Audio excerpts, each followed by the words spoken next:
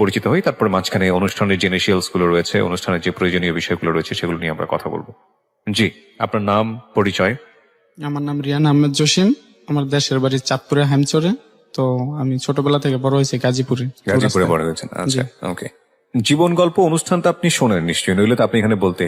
অনেক জীবন গল্প অনুষ্ঠানও আমার লাইফে কিছুটা প্রভাব ফেলছে শোনার বিষয় নিয়ে। কি ধরনের নেগেটিভ কোনো প্রভাব ফেলছে? এটা প্রভাব ফেলতে, যেমন আমি কখনো সরাসরি লাইভ শো গুলা শুনি না, আমি ইউটিউব থেকে সবসময় শুনি, এবং ইউটিউব থেকে? দিনে 4 থেকে 5টা গল্প শোনারও আমার আছে। মানে একটা না? একটা না, এমনকি আমি এটার জন্য মানে মাথায় প্রচন্ড ঘুরাইতো, তারপর কান ব্যথা করতো। তার পরবর্তীতে আমি বক্স কিনা ব্লুটুথ সিস্টেম মোবাইল থেকে এভাবে শুনছি, কিন্তু এটা নিয়েও আমার একটা প্রবস্থা, আমি সারাদিন এগুলো নিয়ে মানে খুব ভালো লাগে আর কি। আর আপনি একাই শুনতেন নাকি আরো অনেক লোকজনকে শোনাতেন বা কেউ শুনতো?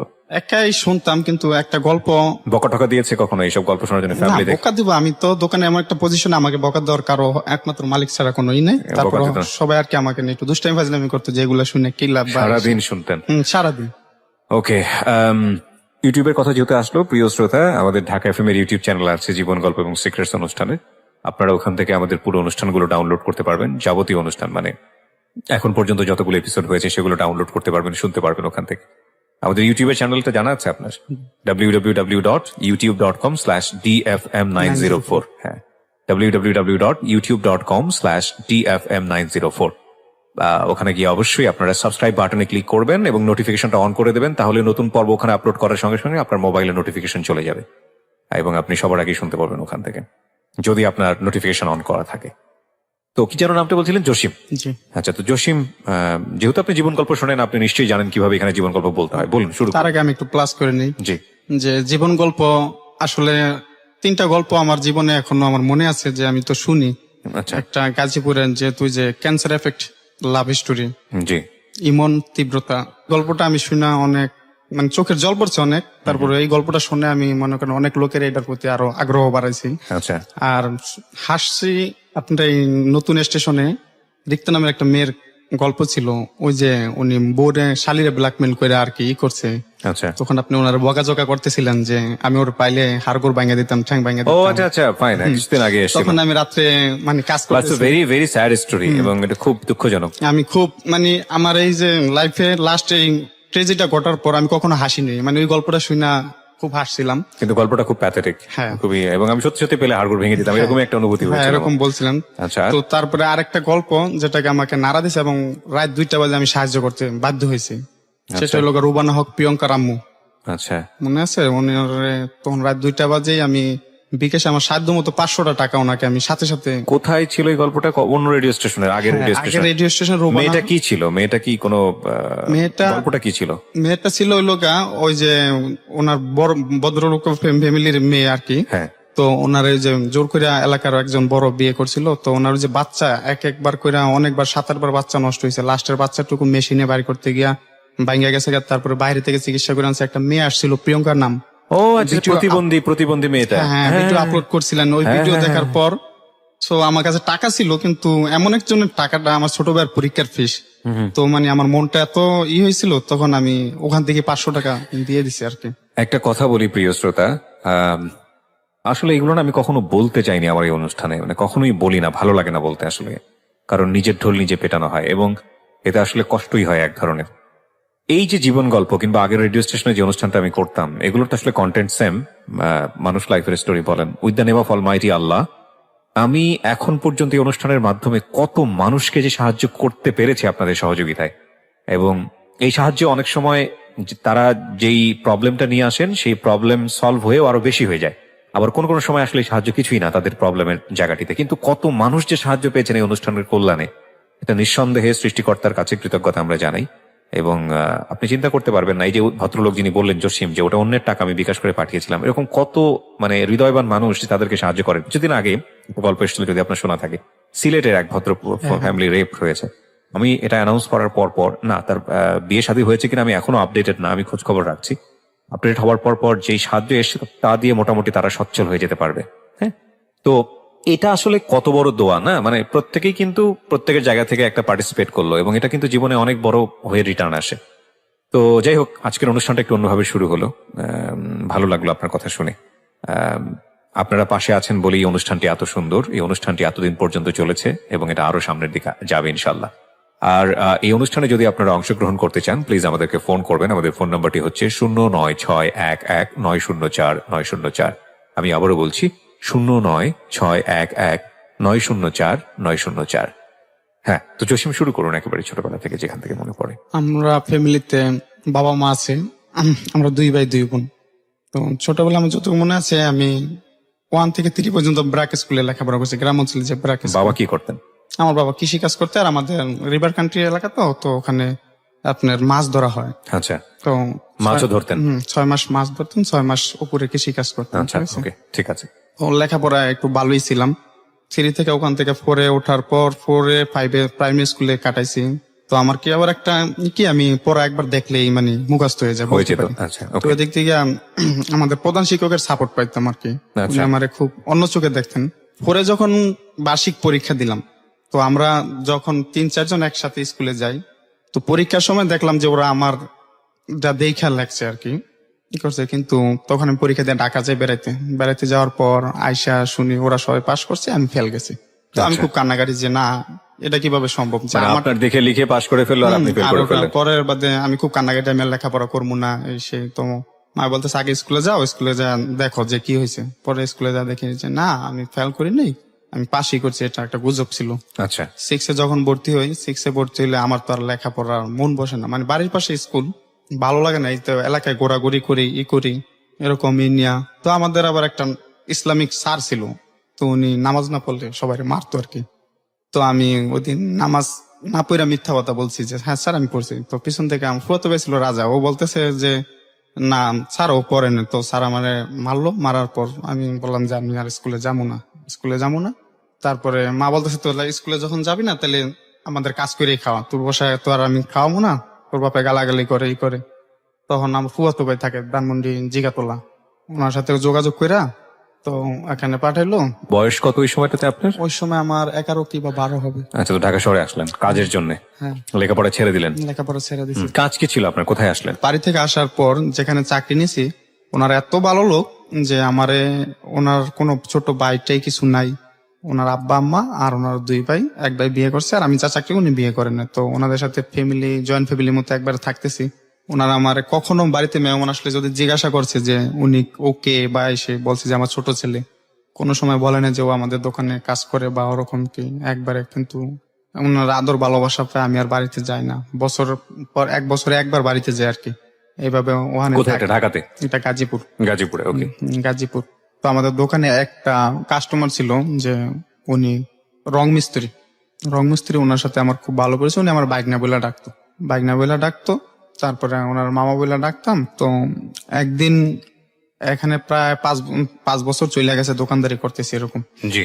তো একদিন ভাইয়ের সাথে 1 কথা 2 কথা এরকম নিয়ে, মানে যে আমি বলতেছি আমি আর চাকরি করবো না, যে আমি চলে যাবো। পরে বাবির বাড়িতে যা বাবিরে বলছি, ভাইয়া বাবিরে ধরছে যে ও চলে যাইতে চায়, ও গেলে আমি কিভাবে দোকান চালামো বা এরকম। আর আমি চলে যাওয়াটা বড় বিষয় না, যে আমি যে হয়তো কাজ করে চলে গেলাম, করলাম না, টাকা দিল না, কিন্তু ওরকম বিষয় না। কিন্তু আমি তাদের ফ্যামিলির সাথে এরকম ভাবে জড়ায় আছি যে আমার যাওয়াটা ওনারা মাইনে নিতে পারতেছে না।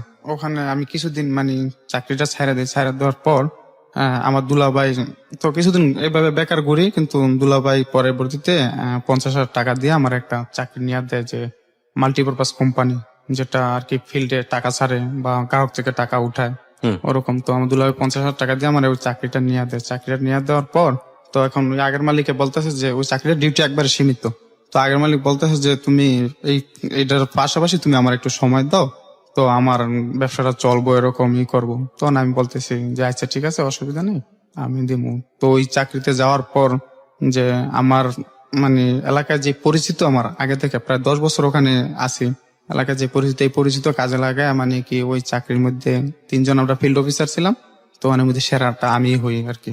সেটা আমি, যেমন আমি গ্রাহক থেকে সঞ্চয় উত্তোলন করাটা বা বিনিয়োগ জিনিসটা, এটা সবচেয়ে বেশি ফার্স্টে ছিলাম আমি।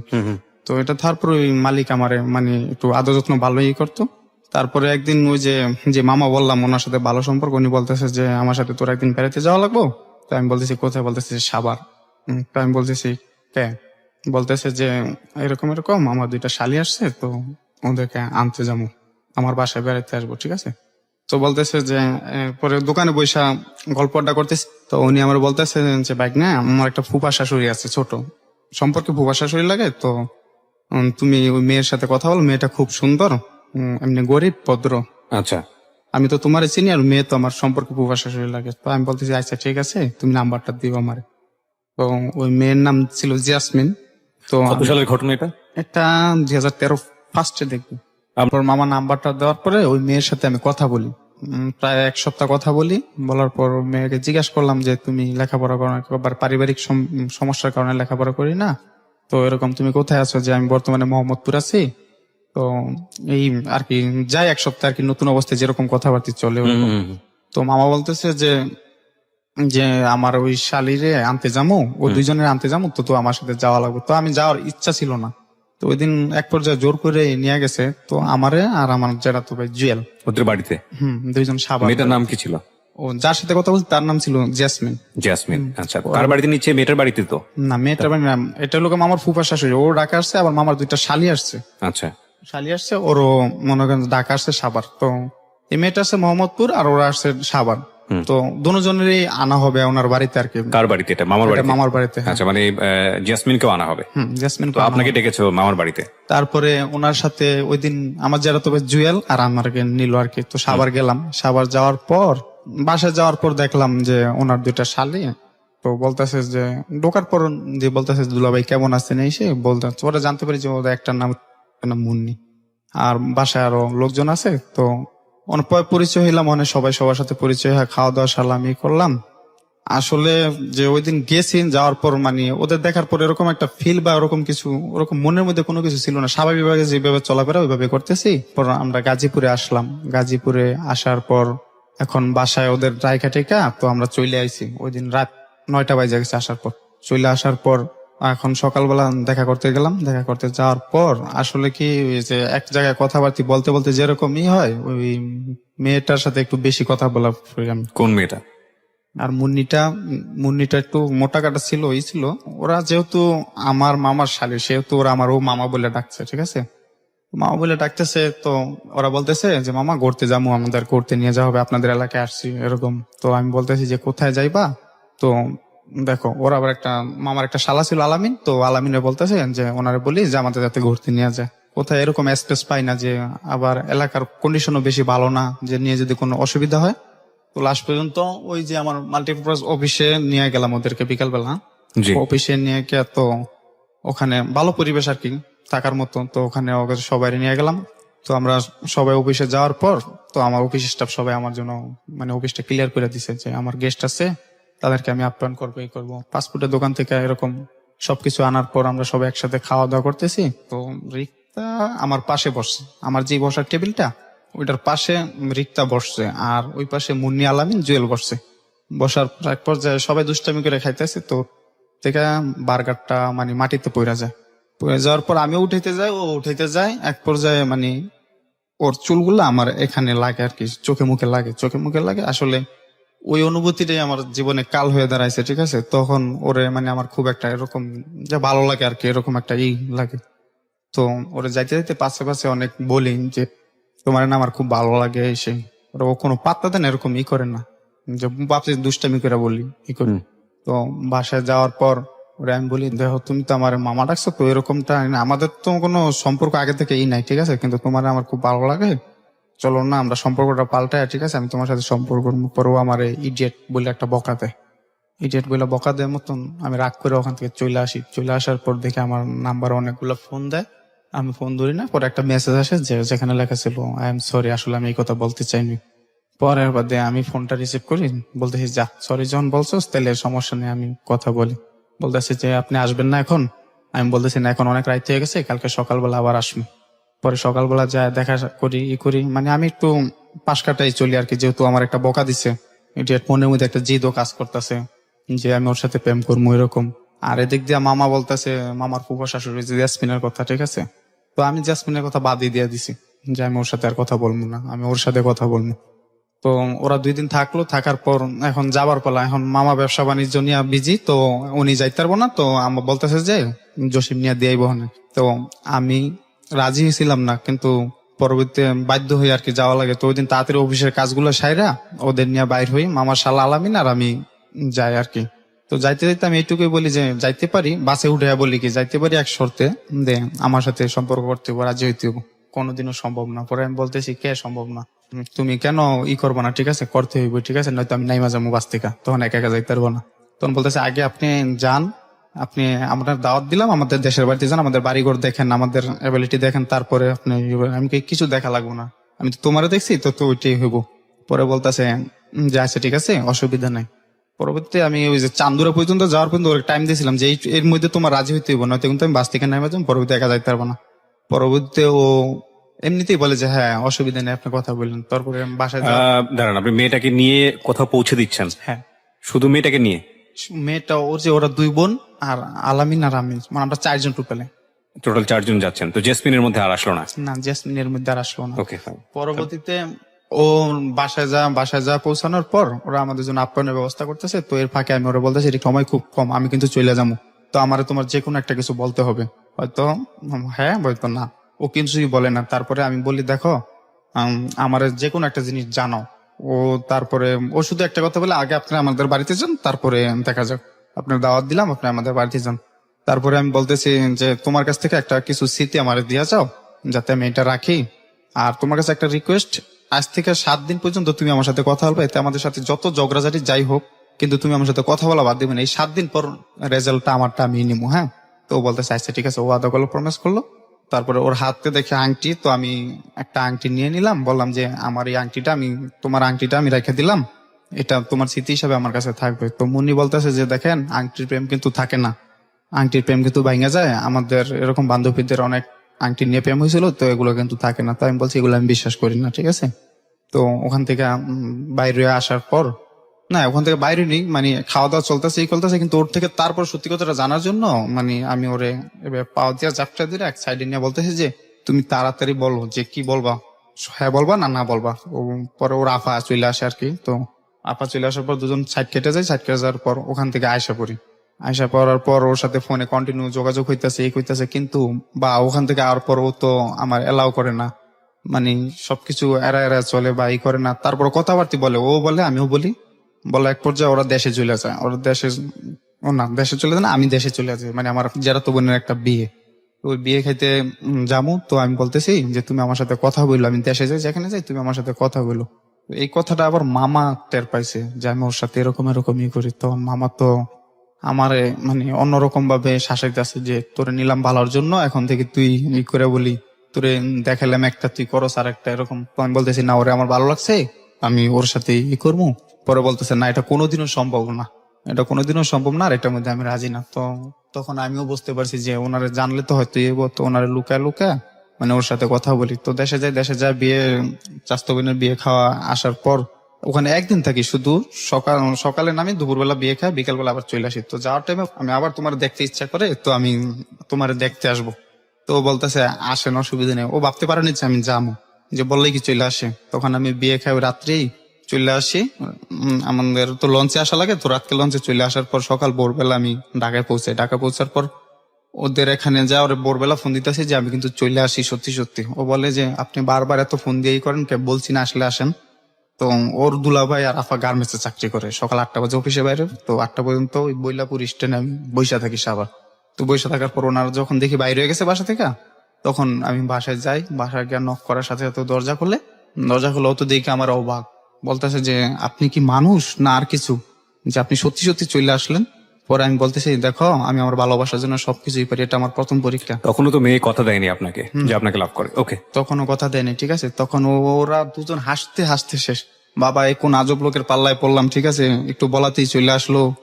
আবার সকালবেলা যদি দুলাবে আফা দেখে হলে তো আমি বলছি অসুবিধা নেই, আমি বাইরে দাঁড়াইছিলাম, ওনারা যাওয়ার পরে আসছি, ঠিক আছে। তারপর ওরা আমারে জিজ্ঞাসা করলাম তোমরা নাস্তা খাইছো, বলতেছে না। তখন আমি হোটেল থেকে 3 বক্স খিচুড়ি আনলাম, এনে সব একসাথে খাইলাম। ওরা বলতেছে যে আপনি ঘুমান, ঘুমায় পরে বিকালবেলা জায়গায় দেবো না, দুপুরবেলা খাওয়া দাওয়া করে একবার বিকেলে যান গা। ওদেরই বাসায়?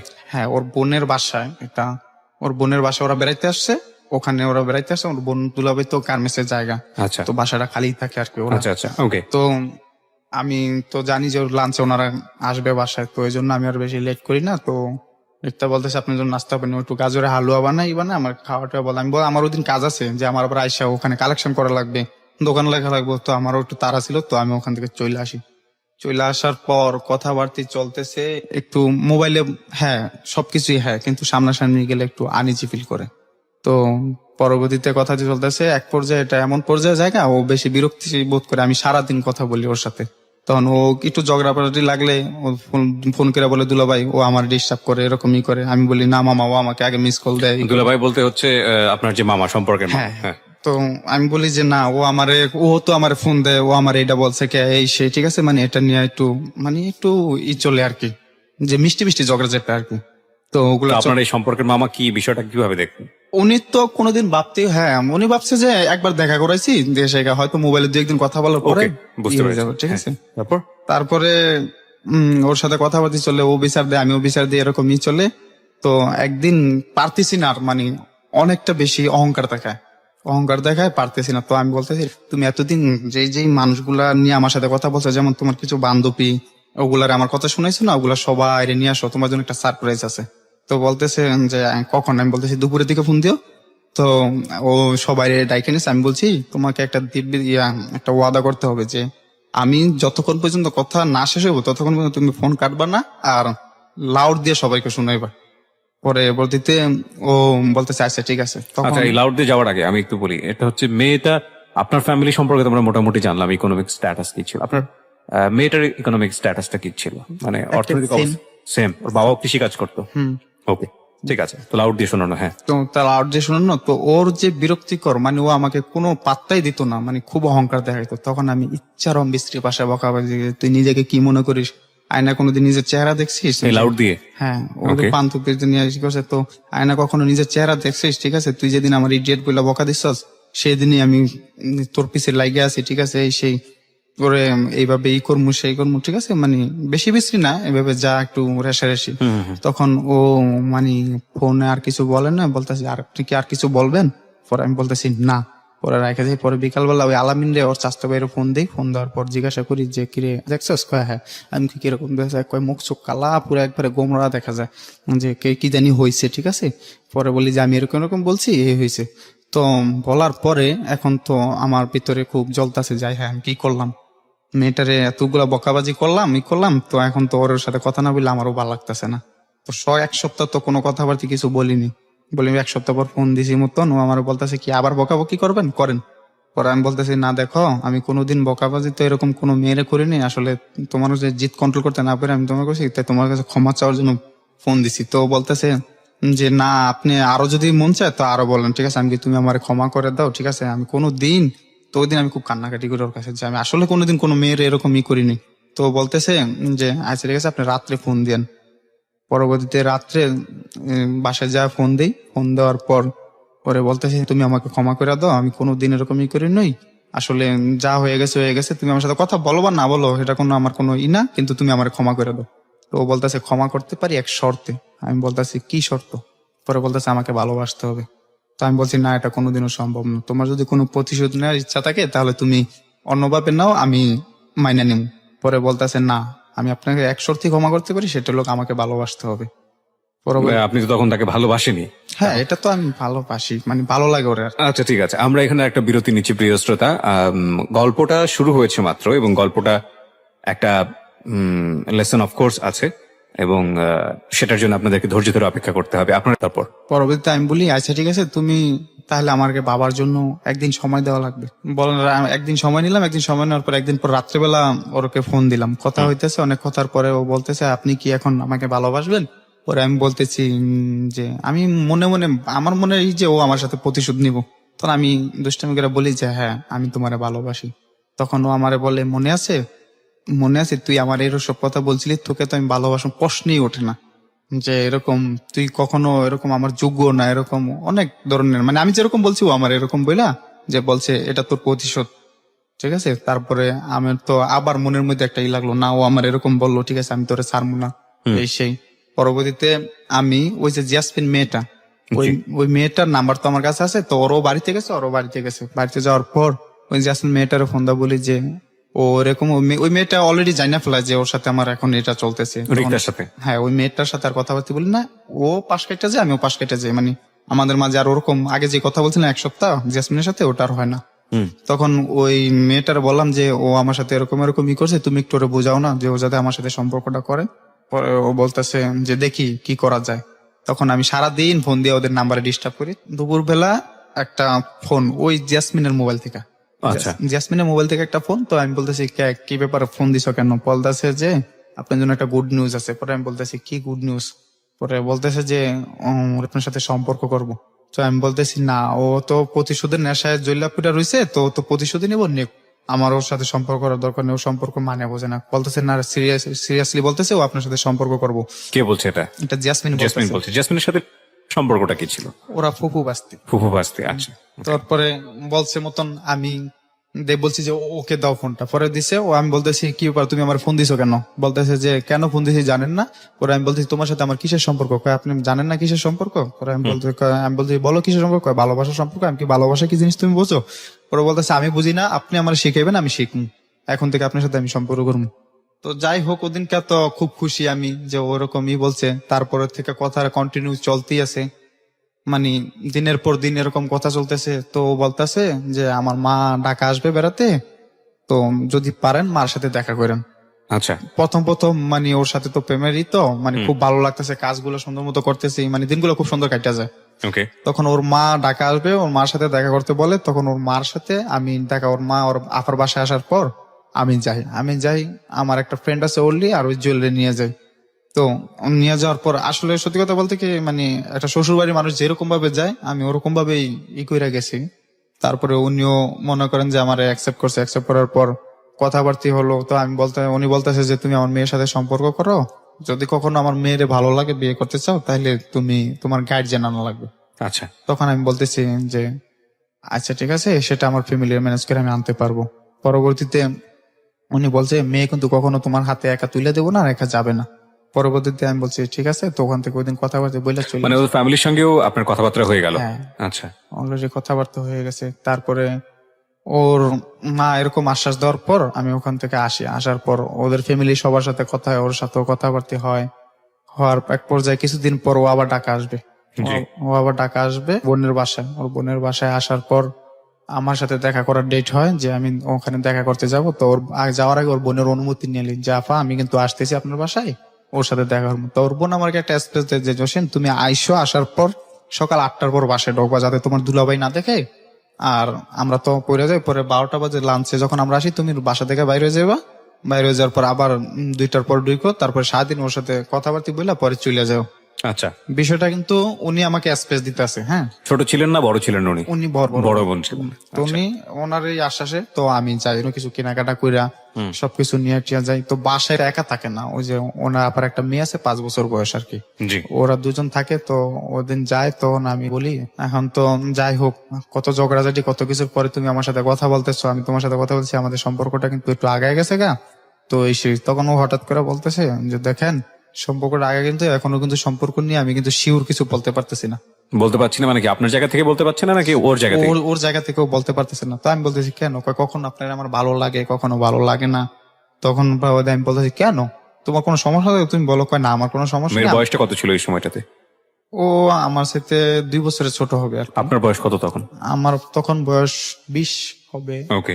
এক পর্যায়ে মানে দুজন কথা কাটাকাটির মধ্যে মানে একটু রাগান্বিত বাসায় জায়গা, ঠিক আছে। যাওয়ার পরে এর বাদে ও আমারে এরকম বলার পরে আমি তো মনে করি না এখন চইলা যামু। ওরে বলতেছি যে তোমার কাছে আসলাম, তো তুমি তো আমার কিছুই দিলা না, ঠিক আছে। তো ওখানে আর কি রুমে তো একা থাকি, তো ওই বাচ্চাটা ঘুমায় রয়েছে, ঠিক আছে। তো আমি ওরে আর কি তখন ও বলতে যে লাইট অফ করেন এভাবে করে না, ঠিক আছে, আগে লাইট অফ করেন, ঠিক আছে। তখন ও আমি এরকম ভাবে ওর সাথে করতেছি। আর এই পর্যায়ে ওই ফারিয়া জায়গা যায় ঘুম থেকে, জায়গা মানে আমাদের দুই আপত্তিকর অবস্থায় দেখার পরে ও মেয়েটা কান্নাকাটি করে, মানে দেখার পর মেয়েটা চিল্লাচিল্লি কান্নাকাটি করে। তখন ও আবার ভয় পায়, আমার বলে মেয়েটার বোঝানোর জন্য, ও আমার বলে যে তুই এখান থেকে চলে যা, তুই আমার কাছে আসবি না, আর যদি আসস তুই আমার মরা মুখ দেখবি। তখন আমি ওখান থেকে আসার পর মানে ওখান থেকে চলে আসি, ও মানে খুব রাগ হয়ে যায়। তখন চলে আসার পর আমি ওরে ফোন দিয়ে আসতে আসতে, কিন্তু ফোনটা রিসিভ করে না, তারপর বলে তুই আমাকে আর ফোন দিবি না, এই সেই এরকম। তো আমি একদিন ফোন দিই না, একদিন ফোন না দেওয়ার পর ও আমার ফোন দেয়। পরবর্তী আমি বলতেছি কি ব্যাপার, তুমি না ফোন দিতে না করছো, আবার তুমি ফোন দিলা। তো বলতেছি দেখতেছি যে বৌমর কি ফুলের মধু খেয়ে চলে যায় না থাকে। তখন মানে এটা বলে রিক্তা আপনাকে? এটা বলতেছে, তো আমি বলতেছি যে আমি তোমাকে ভালোবাসি, আমি কখনো চলে যাবো না, ঠিক আছে, এখন তুমি যদি চাও তাহলে কন্টিনিউ তোমার সাথে আমি কথা বলতে পারি। ও বলতেছে ওকে। তো আমি বলতেছি তাহলে আবার আসি তোমার সাথে দেখা করতে। ও বলতেছে যে অসুবিধা নেই, আসো। তখন 3 দিনের মাথায় আমি ওর সাথে আবার দেখা করার ডেট করি। ওর বোনের সাথে আবার যোগাযোগ করি যে আমি কিন্তু আবার আসতেছি। বলতেছে যে অসুবিধা নেই, তুমি আসো, কিন্তু সাবধান, আবার চলে যাও, তোমার দুলাভাই যাতে না দেখে। ওকে। তখন আমি যাই, যাওয়ার পর সকালবেলা ওর আমি একসাথে নাস্তা করি, খাই, খাওয়া দাওয়ার পর 12টা পর্যন্ত থাকি। থাকার পর ওর সাথে মানে এর ফাঁকে আমার মানে একবার ফিজিক্যাল রিলেশন হয়। এই বয়সেই? হ্যাঁ, ওকে। ফিজিক্যাল রিলেশন হয়েছে এবং সেটাও চায় না, কিন্তু তারপরও আমার ইচ্ছাতেই মানে হয়। তারপরে আমি মানে আপনি জোর জবরদস্তি করেন না করতে বলা চলে? জোরজবরদস্তি ওরকমটা না, যেহেতু একবার একটু হয়ে গেছে, ঠিক আছে, এখন আর ওরকমই না। ওর বাসাতে এই ধরনের ঘটনা ঘটে? ওর বোনের বাসা, হ্যাঁ। ওকে। পরবর্তীতে আমি দুপুরবেলা হয়ে গেছে, তোর বোন আর দুলাভাই আসবো, তখন আমি বাইরে বাসা থেকে বাইরে হওয়ার পর ওনারা যখন লাঞ্চ করে জায়গা, তখন আমিও লাঞ্চ করতে হেমায়তপুর যাই। হেমায়তপুরতে আসার পর আবার ওর সাথে আমার এরকম কথাবার্তা এক পর্যায়ে যে ওর সাথে আমার ওই দিনকে আবার এটা রিলেশন হয়। বুঝতে পেরেছি আমি। ঠিক আছে, হ্যাঁ। এরপরে কি ঘটলো সেদিকে যান। তারপরে ওখান থেকে ওই দিন চলে আসি। চলে আসার পর এখন তো আর ভালো লাগতেছে না, যেহেতু সম্পর্কের মাঝে এরকম কিছু ঢুকে গেছে, এখন আর ভালো লাগতেছে না। তো আবার ওর সাথে কথা হতে বলছে, আবার 5 দিনের মাথায় ওর সাথে দেখা করার করি। তারপরে যাই, যাওয়ার পরে ওই দিনও আমাদের মাঝে এরকম এটা হয় আর কি। মানে এই বিষয়গুলো তখন রেগুলারই চলতেছিল? রেগুলারই চলতেছে। তখন ওরে আমি ও বলতেছে যে আজকে আমার একটু ঘুরাইতে নিয়ে দিতে হবে। তো ওই দিন আবার ও দুলাভাই লাঞ্চে বাসায় আসেন, আফা আসছে। তো আফা আসার পর কথাবার্তা সরাসরি ওনার সাথে বলছি। তারপরে ও বলতেছে যে আমাকে আজকে ঘুরতে নিয়ে দিতে হবে। কোথায়? হেমায়তপুর ঘুরতে যাবো, ফুচকা খাইতে যাবো। তো বোন বললো বেশি দূরে নিও না, তো কাছাকাছি রাইখা আবার দিয়ে যাও, আর তুমি চলে যাও। পরে বলতে আমি ওরে নিয়ে হেমায়তপুর যাই। হেমায়তপুর যাওয়ার পর ওখান থেকে ফুচকা খায়া বাসায় চলে আসি। বাসায় ওরা রাইখা তখন ওর জায়গা যাওয়ার এক পর্যায়ে, যাওয়ার আগে পরে আমি বলতেছি দেখো কত ঝগড়াঝাড়ি এই সেই সবকিছু প্রতিশোধ, তার ভিতরে সম্পর্কটা এই পর্যায়ে চলে আইছে। তো তুমি কখন আমার ছাইরা যাও না, আমি কিন্তু তোমার সত্যি সত্যি ভালোবাসি। মানে বুকে জড়ায় ধইরা অনেকক্ষণ মানে আমি কাঁদছি, ওর সাথে কথা বলছি। তখন চায় দেখি যে আমি কাঁদছি না, ওরও চোখ দিয়ে অনেক পানি ঝরছে, ঠিক আছে, যে আজকে সম্পর্কটা এই পর্যায়ে গেছে, তুমি আমার করো না, ঠিক আছে। তো বলতেছে আচ্ছা ঠিক আছে। তখন ও আমার একটা পাপ্পি দিল, আমি চলে আসলাম।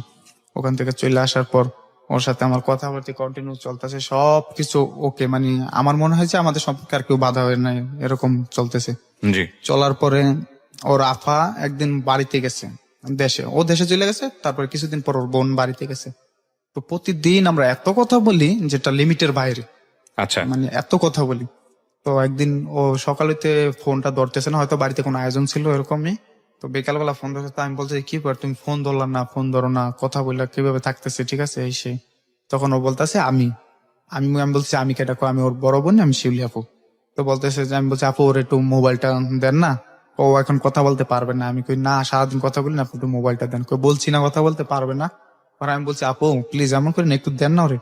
পরবর্তীতে এক পর্যায়ে এক কথা দুই কথা বলতে গেলে ওনার সাথে আমার খুব একটু উত্তেজিত মানে ভাষায়- কথা বলতে পারবে না বলতে কি এটাকে হঠাৎ করেই বললো নাকি কোনো ঝগড়া চলতেছিল আপনাদের না মধ্যে? না কোনো হঠাৎ কিছু- করে? হঠাৎ করে বলতেছে। তো আমি বলতেছি কেন দিবেন না, ওর সাথে একটু কথা বলে রাখেন, 1 মিনিট। ওর ফ্যামিলি তো জানতো আপনার বিষয়গুলো? হ্যাঁ, ওর ফ্যামিলি জানতো। পরবর্তীতে উনি দিবে না, ও এক কথা দুই কথায় যে উনি বলতেছে যে তুই আমার কাছে এত কৈফত চাচ্ছে। তাই আমি বলতেছি আমি কৈফত চাই মানে আমি ওকে চাই, ঠিক আছে। কয়, আমার জামাইও তো আমার কাছে কৈফত চাই না। তখন আমি বলতেছি আপনার জামাই তো আর ওরকম লোক না যে আপনার কাছে আপনার জামাইয়ের মতো তো আমি না, ঠিক আছে, আমি আমারটার কাছে কৈফত চাই, ঠিক আছে। তখন উনি আমারে মানে খুব খারাপ ধরনের ভাষা গালিগালাজ করে? মানে মাথা পাগল হয়ে যায় যে ওরে আমার কথা বলতে দিতেই হবে। আর আমার একটু জিদ ছিল সব সময়। এক পর্যায়ে বড় ধরনের হয়ে যায়, তখন মামায় বলতেছে কি ব্যাপার, জসিমের এতদিন কথাবার্তি বলছেন, এখন কথাবার্তি বলতে দেন না, কি ঝগড়াঝাড়ি হতে হয় না, পাগলামি করতেছে, এই করতেছে, আমাদের বকাঝকা করতেছে, এই সেই। পরে বলতে কাকে বলে? এটা ওই যে মামা, ওনার যার মাধ্যমে আপনার সাথে যোগাযোগ হয়েছে? ওনার শ্বশুর বাড়ি, ওই যে ওনার বলতেছে মামার শালি লাগে, তো বলতেছে যে দেন না, এরকম এরকম। এটা কিন্তু মামা চাস্তো শালি লাগে, আপন শালি না, চাস্তো শালি লাগে। তো বলছে, তো বলতেছে না ওদের আর কথাবার্তা কিছু হবে না। তো মামা বলছে দেন। দেওয়ার পরে বলছে যে আমি তোমার দুলাভাই বলতেছি, তুমি কি জসিমের সাথে কথাবার্তা বলবা, আর এমন কি তোমার ফিলিংস আছে যে জসিমের কাছে বিয়ে বসবা, সম্পর্ক হয়েছে যেহেতু এরকম আছে। তুমি কি জসিমরে ভালোবাসো? বলতেছে না, আমি ওরে ভালোবাসি না, আমি ওরে ভালোবাসি না, আমি ওর কাছে বিয়ে বসবো না। তো দেখো, তুমি ফ্যামিলি চাপে কিছু বললো না, তোমার আমি একদিন সময় দিলাম, তুমি ভাইবা পরে আমার জানো, আমি তোমার দুলাভাই, যদি তোমার এমন কোনো দুর্বলতার জিনিস থাকে তুমি আমার বললো, আমি সেটা ম্যানেজ করে নেবো। এটা আপনাদের সম্পর্কের কতদিন পরের ঘটনা? 6 মাস। 6 মাসের মাথায়? আচ্ছা, ওকে। 6 তারপর? মাস, 6 মাসের মাথায় এরকম ঘটনা হয়। তখন ওরে কথাবার্তি বলতে দেন না, ওরে আমি জিজ্ঞাসা করছি, একদিন ফোন করে একটু কথা বলতে দিছে সবার মুরব্বীকে সামনে, মানে ওর দাদা দাদি সবার সামনে ই করে যে হ্যাঁ একটু কথা বলো। তখন ওরে আমি জিজ্ঞাসা করলাম যে তুমি কি আমার সাথে কথাবার্তি বলবা না, তুমি কি আমার ভালোবাসবে না? ও বলতেছে না। তখন আমি, আর তো করার কিছু নাই গা, যেহেতু মুরব্বীদের সামনে বলছে, তখন আমি ওর দাদির সাথে কথা বললাম, সবার সাথে কথা বললাম। আমি বললাম যে ও কেন আমার সাথে এরকম করলো, আমাদের সম্পর্কটা অনেক গভীর, মানে আমি বলতে চাইতেছি না সবকিছু ভেঙে বলতেছি, অনেক গভীর সম্পর্কটা এই সেই। তখন বলতেছে, ওর দাদি বলতেছে যে ভাই যা হওয়ার হয়ে গেছে, তো তুমি এগুলা নিয়ে ই করো না, ও তো ওরা লোকটা বেশি না, ওরা 2 বোন এরকমই, তো তুমি এক কাম করো, মনে করো যা টাকা পয়সা নষ্ট করছো এগুলা মনে করো যে জলে ফেলাইছো, তুমি পুরুষ মানুষ কামাই করতে পারবা, আর তুমি ওর চাইতে ভালো পাইবা, হ্যাঁ রাখা তো এরকম ওর সাথে আর ই করো না। কিন্তু আমি তো আর এটা মাইনে নিতে পারি না, আমি এটা মাইনে নিতে পারি না যে আমি এটা ই করবো না। তখন এক পর্যায়ে মানে আর কথাবার্তা বলার কোনো রাস্তাই খুঁজে পাই না, ঠিক আছে, যে ওর সাথে তো কথাবার্তা বলবো এই সে।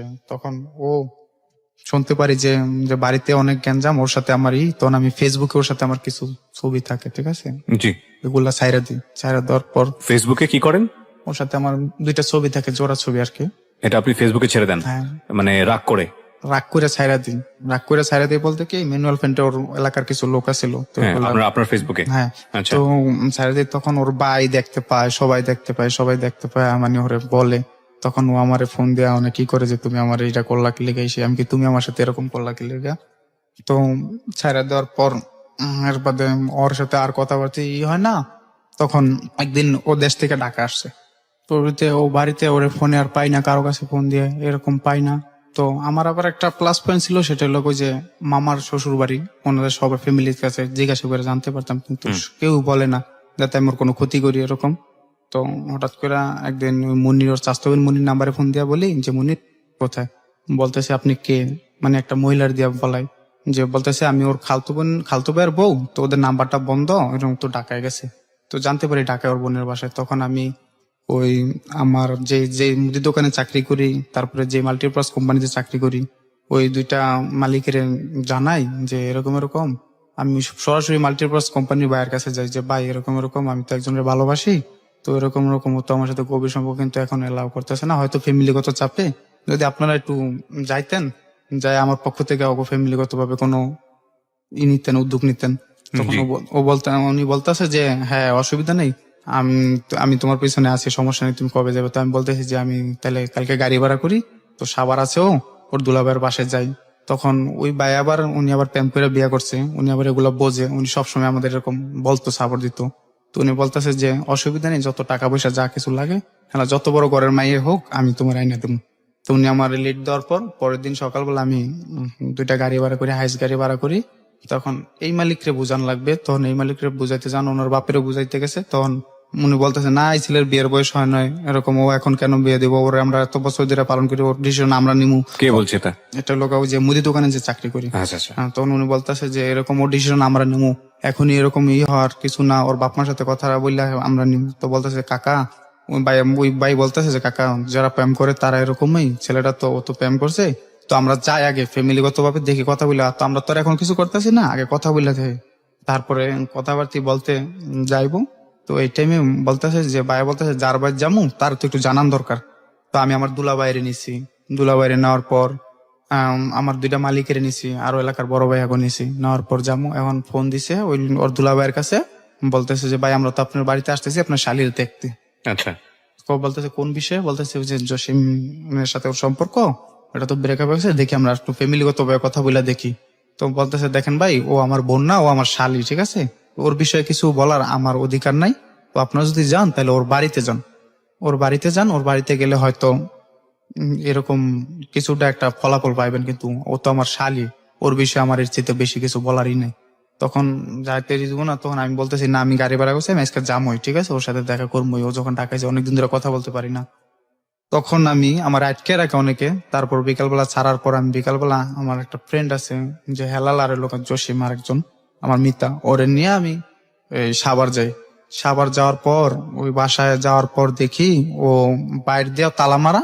তো আমি জানলা করতেছি, তো খুলছে, খোলার পর ও বলতেছে যে কি চান। আমি বলতে তুমি এরকম ভাবে কথা বলো, কি চাই, তুমি জানো না আমি কেন আসছি। কতদিন পরে দেখা হলো? এটা প্রায় 2 মাস পর দেখা হলো। 2 মাস পরে, ওকে। তখন আমি, তুমি জানো না যে আমি কেন আসছি, ঠিক আছে, আমি না তোমার ভালোবাসি, এই সেই, তুমি আমার সাথে এরকম করো কেন, তোমার কি ফ্যামিলিতে কোনো চাপ দিছে, তুমি কি কোনো চাপের উপরই করতেছো? বলতেছে না, আমার চুপ করে রয়েছে, কোনো কথা বলে না। আমি বলছি দরজা খোলো তুমি, ও খুলতেছে না। তো আমি এক পর্যায়ে মানে ফ্ল্যাট বাসা তো নিচতলায় থাকে, তখন আমি জানলা বাইরে জোরে ঘুষি মারি, জানলার কাজগুলো ভেঙে গেছে। তখন উপর থেকে বাড়িওয়ালা আসে, বাড়িওয়ালা নাইমা আসা বলতেছে তুমি কে, এখানে গেঞ্জাম করতেছো? তো আমি বলতেছি আঙ্কেল এরকম ওর সাথে আমার সম্পর্ক, ওর সাথে সম্পর্ক, কিন্তু ও তো আমার অ্যাকসেপ্ট করতেছে না এখন, মানে আজকে এমন পর্যায়ে ওরে বললে আমি থাকতে পারতেছি না। তো ওরে বলে না আমার ভিতরে নিতে, আমি ওর সাথে একটু কথা বলবো। তখন বলতেছে মেহমান আসছে ভিতরে নাও। মেহমান ভিতরে নাও না কেন? ও বলতেছে ওকে আমি চিনি না। তখন তো ওই লোকে আমারে বলছে ওর তোমার চিনে না আর তুমি বলতেছো এই সেই, মানে এক পর্যায়ে আটকে এরকম ভাব। তখন আমি বলতেছি দেখেন আঙ্কেল, ওর সাথে আমার কিছু ছবি আছে, ভিডিও আছে, এগুলো দেখেন, ও যদি আমার না চিনে তাহলে এগুলো কোথা থেকে আসলো। তখন দেখাইলাম, উনি বলতেছে এই মেয়ে তোমার যদি নাই চিনো তাহলে তোমার সাথে এগুলো আসলো কোথা থেকে। পরে বলতেছে যে মানুষের মতো মানুষ থাকতেই পারে। তখন বাড়িওয়ালা ওকে বলো যে একটা থাপ্পড় দিমু, বেয়াদব মেয়ে, ঠিক আছে, তোমার দুলাভাইয়ের খবর দেয় এসে। তখন ওর দুলাভাইয়ের খবর দেয়, ওর দুলাভাইয়ের খবর দেয় আসার পর আমার চিন্তা ভাবনা যে কোনো মূল্যে আমি সম্পর্কটা টিকায় রাখবো, এটাই। ওরে বইলা থাকতো জোর করে হোক বা যেভাবেই হোক না কেন। যেভাবে হোক ওর সাথে সম্পর্কটা টিকায় রাখবো। তখন ওর দুলাভাইয়ের খবর দেয় মতন দুলাভাই আসে, ওর দুলাভাই আসার পর কোনো কথা বাড়তি কিছু না বললে একটু চুপটি আমার উপর বসি। এসে মার শুরু। কিন্তু আসার আগে আমি অনেক কান্নাকাটি করছি যে তুমি একটা বার দরজাটা খোলো, তুমি আমার সাথে চলে আসো, আমি তোমার নিয়ে যে দেখো। দুলাভাই মানে হচ্ছে যাকে, যে আপনার মামা? না, তাহলে এটা লোক ওর দুলাভাই, আর ওর আর যেটা মামা এটা লোক ওর চাস্তো দুলাভাই। আচ্ছা আচ্ছা, ওকে। তখন ওর দুলাভাই আমারে মানে খুব উপরি চুপড়ি বসি। তখন আমি ওনার পাওয়ারে বেড়া দূরে বলেছি দুলাভাই আমার মায়ের না, আপনি আমার কথাগুলা শোনেন, কথাগুলা শোনেন, তারপরে যা কিছুই করেন। বলতে হয় তুই আমার বাড়িতে এসে গ্যাঞ্জাম করস, এই সে আমার শালির নিয়ে এই করস। তখন ওখান থেকে ওই বাড়িওয়ালা সারাইলো, সারানোর পরে আমার বলতে হয় দেখো বাবা, মায়ের তো আর আমাদের না, আমি তোমার ঘটনাটা শুনছি, তো যাই হোক তুমি চলে যাও, তুমি ওর চাইতে ভালো মায়া পাইবা।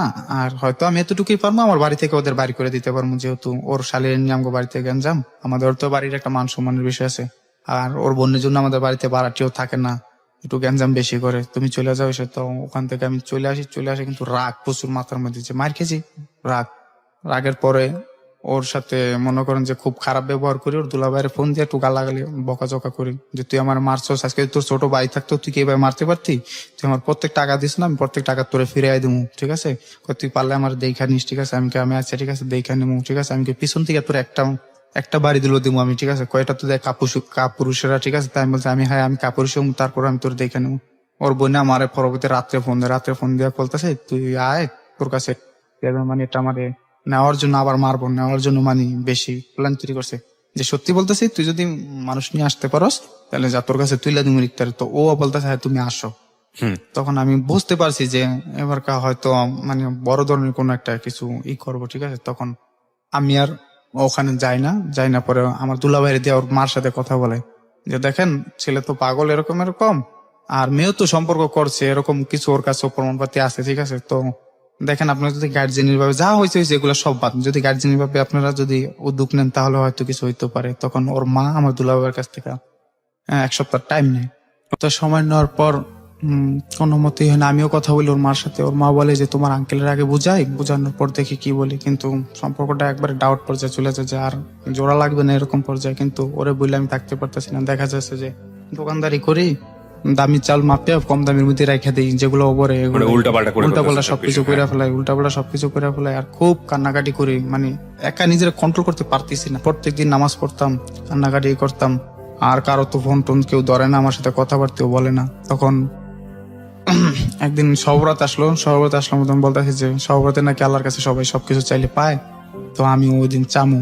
তো ওই দিন নামাজ পড়া, সারা রাতে নামাজ পড়া আল্লাহর কাছে কান্নাকাটি করে বললাম যে আল্লাহ তুমি যদি ওরে আমার কাছে ফিরিয়ে দাও তাহলে হয়তো আমি কোনোদিন জানা সত্ত্বে যে মানুষ পাপ কাজ করে ওগুলা করবো না, আর ওরে যেদিন নিতে পাবো ওই দিনই 5 ওয়াক্ত নামাজ পড়বো। তো এরকম বলার পরে যে তখন এমনি চলতেছে, নিয়ে টেট করলাম, সবসময় ভালোভাবে চলেই করি, যে আল্লাহর কাছে প্রার্থনা করি ওরা যাতে পাই। তখন এই দোকানদারির কারণে ওই ভাইয়ার সাথে একদিন ভাইয়া বলতেছে যে তুমি হয়তো এই মায়ারে বাইছা নাও, নয়তো দোকানদারি বাইছা নাও। যদি এই মায়া নিয়ে টেনশন করে থাকো তাহলে তুমি এই মায়া নিয়ে থাকো, না তো আমাকে দোকানদারি ছেড়ে দাও। তখন আমি বলতেছি না, আমি ওরা কখনো ছাড়তে পারবো না, আমি আপনাদের এখান থেকে চলে গেলাম। তার মনে তো মানে তখন আপনি আলটিমেটলি আপনার কাজটা ছেড়ে দিলেন মেয়েটার জন্য। হ্যাঁ, মেয়েটার জন্য কাজটা Okay, ছেড়ে দিই, যে আমি okay. কখনো ওরে বুলা থাকতাম না। যদি আরো যুদ্ধ করা লাগে সেও আমি ওরে নিয়ে বাঁচবো। তখন বাবির কাছে বললো যে ও কত বড় সাহস, ও মুখের উপর কথা বললা এইভাবে ই করলো, ঠিক আছে মেয়ের জন্য তো ছাড়তে যদি বলে তাহলে ছাইরে দেব, যাক। পরবর্তীতে 2টা চাকরি করি, ওইটাও করি এটাও করি, তখন এটা ছাইরা দিই। এটা ছাইরা দেওয়ার পর ওই যে মাল্টিপারপাসে যে এইটা করি, ওটা আবার বাইরে একটা বিমানবন্দরের কাজে হাত দিতে গিয়ে ওনার বড় ধরনের একটা 10 নামে ব্যবসায় 10 নামার পর ওই চাকরিটাও মানে মানে আমার তো চাকরি জানা, উনি ব্যবসাটা ক্লোজ করে দেয়। আচ্ছা, ক্লোজ করে দেওয়ার পর এখন তো বেকার করতেছি, আর এমনিতে ওর জ্বালা যন্ত্রণা, আবার চাকরি নাই গা, খুব একটা মানে খারাপ লাগতেছে। তো ওই যে আমার ফ্রেন্ড অলি, ওরে ফোন দিয়া বলি যে অলি এরকম আমার আপনি কি 2টা চাকরি ছেড়ে দেন? হ্যাঁ 2টা চাকরি, এখন আমি বেকার। তো আমার ফ্রেন্ডের বললাম যে তুমি আমার জন্য একটা চাকরি দেখো, তো আমি একটা চাকরি দেখবো। তো ও আমার বলো যে তুই তো বড় দোকানে চাকরি করস, তো আমি তোরে বড় দোকানে আগে চাকরি দেখি মিলাই দিতে পারি। তখন উত্তরা দক্ষিণখান বাজারে আর কি ও আমার একটা চাকরি দেয় বড় মুদি দোকানে, ভদ্রলোক, রিটায়ার্ড একজন সেনাবাহিনী। আচ্ছা, তো উনি যাওয়ার পর পয়লা দিন যখন দোকানদারি করলাম, উনি আমার দোকানদারি দেখে খুব খুশি, খুব খুশি। তো বলতেছে যে আমি তো এতদিন পোলাপাইন পাই নাই, তোমার তো কাজটা আমার ভালো লাগলো, হুম। তো তুমি আমার এখানে থাকো সুন্দর মতো। আমার কাজ দেখা উনি আবার পাশে একটা দোকান কিনে প্রায় 70 লাখ টাকা দিয়ে দোকান কিনা উনি মানে ওই যে ফ্যামিলি ফেয়ার যে মার্কেট গুলো আছে না, ওরকম ভাবে পণ্যগুলা সাজাইবো আর কি এরকম। তো আমি পুরো দোকানটা সাজায় দেই, সাজায় দেওয়ার পর উনি আমার 1000 টাকা বকশিস দেয়। ওনার যা ব্যবসা সবকিছু বুঝাই দিয়ে উনি ভালোই চলতেছে। উনি একদিন আমার বলতেছে দেখো আমি তো আগে পরে পোলাবেন রাখছি, ওরা তো চলে গেছে গা, টাকা পয়সা মাইরে চলে যায়, তো তুমি যদি থাকো, আমার মার অনেক সম্পদ আছে, এই আছে, যদি আমার মার মনটা জয় করে থাকতে পারো তাহলে হয়তো তুমি থাকতে পারবা, ভালো তোমার লাইফে লাগবে। জি। তখন আমি বলতেছি যে আচ্ছা ঠিক আছে আঙ্কেল, আপনি দোয়া করেন আমি যেন সবকিছু করে থাকতে পারি। বলতেছে যে তোমার কাজগুলো অনেক পছন্দ হয়েছে, তুমি আমার এখানে থাইকো, যাও না। তো একদিন বাসা থেকে বিকাল বেলা নামতেছি লিফটে, কারেন্ট চলে গেছে, লিফটে আমি আটকে আছি। তো হঠাৎ দেখি আমার মোবাইলে একটা মেসেজ যে ভাইয়া বিজি না থাকলে প্লিজ কল মি। ওই জেসমিনের মোবাইল থেকে একটা মেসেজ। তখন আমি মোবাইলে টাকা ছিল না, ব্যাকও করতে পারিনি। তখন আবার একটা মেসেজ আসে, গুড নিউজ আছে। তো আয়সা ফোন দিলাম, ফোন দিয়া বললাম যে জেসমিন কি হয়েছে। বলতেছে যে ও রিক্তা তো আপনার ফোন দিতে বলছে, ও আপনার কাছে চলে আসবো। তখন আমি বলতেছি দেখো এরকম মিথ্যা অভিনয় আর করতে না বললো, ঠিক আছে, যে আমি এখন ওরে বইলা গেছি অনেকটা বইলা আমি থাকতাছি, তো ওরে মিথ্যা অভিনয়টা করতে না বললো। তখন ও বলতেছে যে না, ও সত্যি সত্যি চলে আসবো, আমিও আমার লাভারের কাছে চলে যাবো, ও চলে যাবো। তখন আমি বলতেছি দেখো জাসমিন, আজকে তোমার একটা কথা বলি, ও যদি সত্যি সত্যি আমার কাছে আসে তাহলে সেটা বলো, আর যদি কোনো রকম প্রতিশোধ নেওয়ার ইচ্ছা থাকে তাহলে সেটা যদি ও নেয় তাহলে আমি মাথা পাইতে নেবো, যা না খুশি তাই করুক, কিন্তু আমার জীবনটা নষ্ট করো না। এটার সাথে আমার লাইফ জড়ায় রয়েছে, আমার ফ্যামিলি, আমার ভবিষ্যৎ সবকিছু জড়ায় রয়েছে। আমি এখন একটা ভালো চাকরি করি, প্লিজ ওরে যদি বলো, ওরে তুমি বুঝায় বলো। পরে ও বলতেছে না সত্যি সত্যি। তো আমি বলতেছি ওর কাছে মোবাইলটা দাও। মোবাইলটা দেওয়ার পর আমি জিজ্ঞাসা করলাম রিক্তা কি হলো, তুমি কি বলো, এগুলা কি সত্যি? বলতেছে হ্যাঁ। তো আমি বলতেছি যে তুমি তাহলে এতদিন করলা, এরকম করলা, আবার কি তুমি আমার ছেড়ে চলে যাও? কয় না, দেখেন আমার ভুল, আমি বুঝতে পারছি, আমি আপনার কাছে জানুয়ারি 1 তারিখে চলে আসবো। তখন চলতেছিল নভেম্বর মাস চলতেছিল। তখন আমি ভাবলাম যে গাজীপুরে আমি থাকলে হয়তো কাজ কাম না করলেও মানে চলতে পারি, অ্যাবিলিটি এরকম আছে, 1 বছর 6 মাস চলতে পারবো, যেহেতু 10 বছর ওখানে ছোট থেকে বড় হয়েছি, যে ওখানে আমার পরিচয় আছে, সবকিছু আমি চলতে পারবো, আর ওকে নিয়ে থাকারও আমার কোনো সমস্যা হবে না। কিন্তু উত্তরে আমি নিউ, তো এখানে আমার কোনো লোকের সাথে পরিচয় নাই, আমি ওরে রাখতে পারবো না। তখন আমি ইচ্ছাকৃতভাবে উত্তর ওই চাকরিটা ছাইরা দিই। ও তখন ওই মালিক আমারে না বলছিল যে তুমি চাকরিটা ছাইরো না, আমার দোকানটা তুমি আগলে রাখো, কিন্তু না, আমি ওনার করে ওখান থেকে চলে আসার পর রিক্তার সাথে কথাবার্তা চলেই করে, কিন্তু ও আমার সাথে কথাবার্তা মানে একবারে বলে না, মানে সপ্তাহে 1 দিন বা সপ্তাহে 2 দিন এরকম যোগাযোগ হবে ও বলে। তখন আমি বলতেছি আচ্ছা ঠিক আছে, এইভাবেই যোগাযোগ চলার পর অনেকদিন পর কষ্টে ম্যানেজ করি যে ওরে আমি দেখা করবো ম্যানেজ করি। তো বলতেছে আচ্ছা ঠিক আছে। তখন ওই জেসমিনের লাভার থাকে মোহাম্মদপুরে থাকে। তো মোহাম্মদপুরে বলতেছে যে ওর কাছে যায় তা আপনি থাকবেন, তো ওরা দুইজনে আপনার দুইজন একসাথে আসবেন, আমরা আসমু তাও দেখা করবো। তখন ওই ছেলের কাছে যাই মোহাম্মদপুরে যাওয়ার পর ওর বাসায় রাতে থাইকা পরদিন সকালবেলা আমরা ওদের সাথে দেখা করতে যাবো। ওদের গ্রামের বাড়ি ওই মাদারীপুর শিবচরে যায়। শিবচরে যাওয়ার পর ওরা আসবে। তো পাঁচচর একটা জায়গা আছে খুব সুন্দর, ওই জায়গায় ওরা আসবে, ওখানে আমরা দেখা করবো। তো অনেকক্ষণ ওয়েট করার পর দেখলাম ও আর ওর বান্ধবী আসলো। ওর বান্ধবী আসার পর আমি বলতেছি যে কই তোমরা এখনো আসো না? বলতেছি আমরা এসে বসি, তুমি সোনার বাংলা প্লাজার এখানে দাঁড়াও। তো সোনার বাংলা প্লাজার এখানে দাঁড়ানোর পর এখন ও দেখে ওর খালারের সাথে নিয়ে আইছে। তো ও আবার আমার সাথে সবসময় এরকমই করে দেখা। তো আমি এবার মানে ওর শপথ প্রতিজ্ঞা করানোর জন্য মানে একটা কোরআন শরীফ কিনে নিয়ে গেছিলাম, আর আমি বিষ কিনে নিয়ে গেছিলাম যে- যে আমি যে এটা দিয়া যে কোনো ওর একটা নিয়ম, হয়তো ও আমার আজকে মরণ চাইবো, নয়তো আমার বাঁচাইবো, দুইটার একটা। হয়তো Okay. কোরআন শরীফ চেয়ে সব, এটা ওর বাসাতেই? হ্যাঁ না, ওর বাসা থেকে একটু দূরে আর কি, ও আসছে দেখা করবে। ওকে। তখন আমি যাওয়ার পরে এখন কোথায় দেখা করবো, তখন ওই সোনার বাংলা প্লাজার উপরে আবাসিক হোটেল আছে, তো ওখানে একটা রুম ভাড়া নিলাম। তো দিতে চায় না, তখন বলতেছে কি সমস্যা, কি নিয়ে দেখা। তো বলতেছে যে ওর সাথে আমার আগে রিলেশন ছিল, এখন বিয়ে হয়ে যাবো, তো এই জন্য একটু মিট করতে আসছি, তো আমাদের একটা রুম দেন। যেহেতু ওর খালা আছে গার্জিয়ান, তো বলছে মতন দিছে। দেওয়ার পরে আমি ওরে অনেক কথাবার্তা ওখানে বললাম, করলাম যে দেখো ও, তুমি যদি আজকে আমার বলো যে হয়তো তুমি আমারে অ্যাকসেপ্ট করে নেবো চিরজীবনের জন্য, নয়তো আমার একবারে ছাড়বা, দুইটার একটা। হ্যাঁ, আর ছাড়তে গেলেও ঠিক আছে, তুমি যদি আমার আজকে ছেড়ে দাও তাহলে আমি বিষ খেয়ে মারা যাবো। ওকে। তখন ও তো পুরাই একবারে মানে আমার এই অবস্থা দেখা পুরো একবারে ইয়ে হয়ে গেছে, ঘাবড়ে গেছে। ঠিক আছে, ও বলতেছে না আমি কোরআন শরীফ চেয়ে শপথ করতে পারবো না। তখন ও বলতেছে ও তো কিছুতেই করবো না, ঠিক আছে। তখন আমি বলতেছি আচ্ছা ঠিক আছে, যদি তুমি আমার ভালোই বাসো তাইলে এত অভিনয়ের তো কোনো দরকার নাই, ঠিক আছে। তখন আমি কি করলাম যে ওর বলতেছি যে আমি বিষ খেয়ে মরে যাবো, ঠিক আছে। তখন ওর খালা বলতেছে যে ছেলেটা যখন এত করে করে, ওর বান্ধবী বলতেছে তাহলে তো সমস্যা কোথায় বল। তখন ও কোরআন শরীফে হাত রেখা বলে যে আমি কখনো তোমারে ছেড়ে যাবো না, আমার বাপ মা যদি কোনো জায়গায় বিয়ে দেয় আমি বসবো না। এটা যাকে লাভ করতেন সে সেটা বলে? হ্যাঁ। তারপরে ওখানে মানে এরকম হওয়ার পর তখন আমাদের ওই হোটেলটা বাড়ার সময় শেষ হয়ে যায়। তো ওখান থেকে আমরা বাইরে আমরা একটা হোটেলে সবাই খাইতে বসি আর কি। খাইতে বসার পর ও আমার খাওয়া দেয়, আমি ওর খাওয়া দিই। এরকম হওয়ার পর এখন চলে যাইবো। তো ও যে চলে যাবো আমার ভালো লাগতেছে না, যে দেখা করলাম এত দূরতে আসলাম চলে যাবো। তখন আমি বলতেছি আমি তোমার শিবচর পর্যন্ত আগে দিয়ে আসি, তো নিবো না, যদি কেউ দেখলে সমস্যা আছে এই সেই। আবার যেই ছেলে আমার সাথে আসছে ওর বান্ধবীর বয়ফ্রেন্ড, ওর একটু তাড়া আছে, ঢাকা আসতে হবে। তখন আমি বলতেছি চলেন না একটু শিবচর পর্যন্ত আগায় দিয়ে আসি। তো শিবচর পর্যন্ত ওদের আগায় দিয়ে আসলাম।